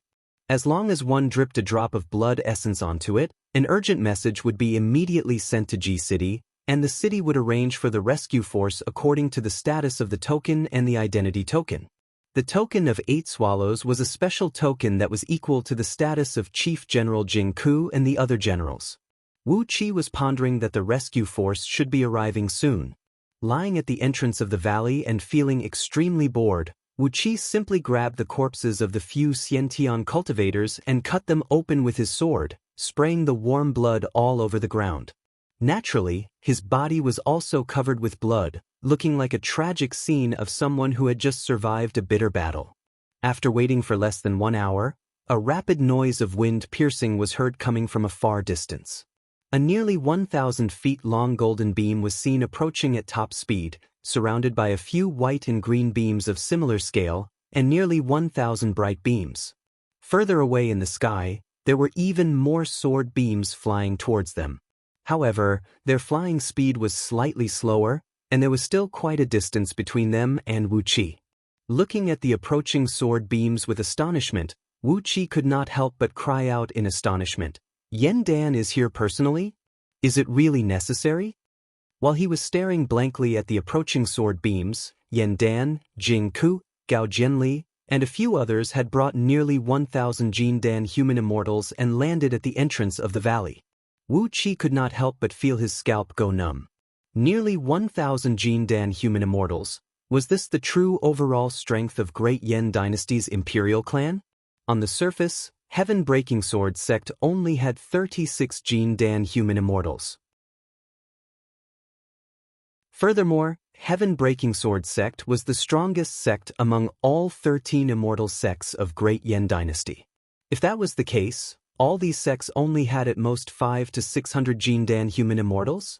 That was less than half of the overall strength of Jin Dan human immortals that Yen Dan had shown today. Even if those sects had hidden spies just like Nye Yaonu, perhaps they would still be no match for Great Yen Dynasty. No wonder Great Yen Dynasty could forcibly suppress all 13 immortal sects with the power of the imperial court. The difference in overall strength was simply too shocking. Wu Qi rose to his feet on the verge of collapsing. Right after he stood up, he fell to his knees with a thud. The flying sword on his left arm was shaken by the force, and with a creaking noise, it cut through his flesh and slid down half an inch. The tragic scene made Yen Dan's eyes go wide. Apart from Jing Ku, who was looking at Wu Qi with an appreciative expression on his face, all the others had their brows knitted tightly. Gao Jianli was shaking his head, frowning and looking somewhere else. "Mark Hunyun, how did you end up like this? Where have you been these last few days?" Yen Dan strode forward and held Wu Qi up, then asked with a loud voice, "G City is in a great mess. We've led an army to wipe out all the rebels and traitors who tried to stir up trouble. Right after we finished cleaning up the mess today, we received your letter asking for help. We thought you had been killed by someone during the chaos of war." Duke Yen Lu even cried bitterly when he heard that. Lu Chengfeng cried bitterly? Wu Qi laughed dryly, then said while swaying, "Your Majesty, I followed the people from Wei Merchant to this place, and I discovered a great secret. No wonder those people from Wei Merchant are plotting to seize the mineral vein in Duke Yen Li's territory. It turns out that there is a spatial breaching spirit gold in this place." "Oh, what?" At first, Yen Dan answered disapprovingly, but suddenly his tone rose rapidly. "What? Spatial breaching spirit gold? The core spirit gold used to construct teleportation formations? The spatial breaching spirit gold that can greatly reduce the consumption of energy stones? The spatial breaching spirit gold that can greatly increase the teleportation distance of teleportation formations? Wu Qi, the crime of deceiving the emperor is punishable by death." Wu Qi didn't say a word. With a flip of his palm, he fished out a piece of spatial breaching spirit gold from his storage ring. Such a big piece of spatial breaching spirit gold could be considered as an extremely rare treasure. If it was used to construct a teleportation formation, it could be used to construct a large teleportation formation that could span a distance of tens of millions of miles and teleport nearly 1,000 people at a time. A teleportation formation that could teleport 1,000 people at a time and did not require too many energy stones to construct. The value of this piece of spatial breaching spirit gold had definitely risen to the level of strategic importance for the country. A frightening green gleam shone from Yandan's eyes as he stretched his arm out and grabbed towards the spatial breaching spirit gold in Wu Qi's hand. Hastily, Wu Qi shoved the spatial breaching spirit gold into his storage ring, then murmured under his breath, "Your Majesty, don't be in such a hurry. There are many more in this cave. As Your Majesty, why would you snatch the spatial breaching spirit gold?" What he said made Yandan feel a sweetness in his heart, and he nearly threw up a mouthful of blood. However, he was too lazy to argue with Wu Qi. Casually, he pulled out 2 flying swords from Wu Qi's body, threw a few bottles of healing and life-saving spirit pills concocted by the imperial clan to him, and cried out loudly, "Quickly lead the way." Could there really be spatial breaching spirit gold here? Yandan was in a hurry to enter the mine. But, as the emperor of Great Yan Dynasty, even if he wanted to enter the mine, the guards accompanying him dared not to let him enter the mine so recklessly. After a series of thorough investigations and surveys, they made sure there were no ambushes or traps in the mine. Only then, led by Wu Qi, Yandan strode into the mine. Upon entering the mine, Yandan, Jing Ku, Gao Jianli, and all the core members of Great Yan Dynasty immediately fixed their eyes on the small hill made from 2,000 to 3,000 pieces of spatial breaching spirit gold. Then, they glanced around and saw all the spirit gold of various sizes embedded in the surrounding iron walls. Yandan couldn't help but breathe faster and said, "What a great contribution! Marquis Tanyun, the contribution this time is beyond words. With these spatial breaching spirit gold, all the kingdoms of Great Yan Dynasty will be united as one, and those vassal kingdoms will." With a subtle expression, Yandan exchanged a glance with Jing Ku and Gao Jianli. Wu Qi knew that some vassal kingdoms were going to be in deep trouble. In the future, wherever the teleportation formation reached, it would be the territory under the direct jurisdiction of Great Yan Dynasty. Thus, those vassal kingdoms who conspired to rebel this time would no longer have the need to exist. Even those vassal kingdoms who behaved themselves would have their rights taken back by Great Yan Dynasty after a few years. However, none of this had anything to do with Wu Qi. What did the life and death of others have to do with him? He just pulled Yandan's sleeve, put on an expression of loyalty to the kingdom and said, "Your Majesty, this mine is the property under the name of our young master. You see, for the sake of this mine, I've risked my life." Yandan, who was immersed in the wild joy, gave Wu Qi a glare. "You're tuning in to the Passion Pages YouTube channel. We're so grateful for your support, and don't forget to subscribe to join us on this incredible journey through captivating stories. Your generosity through donations truly makes a world of difference, as it's the primary source of revenue that allows me to expand and enhance this channel for you. Thank you from the bottom of my heart for being a part of this adventure.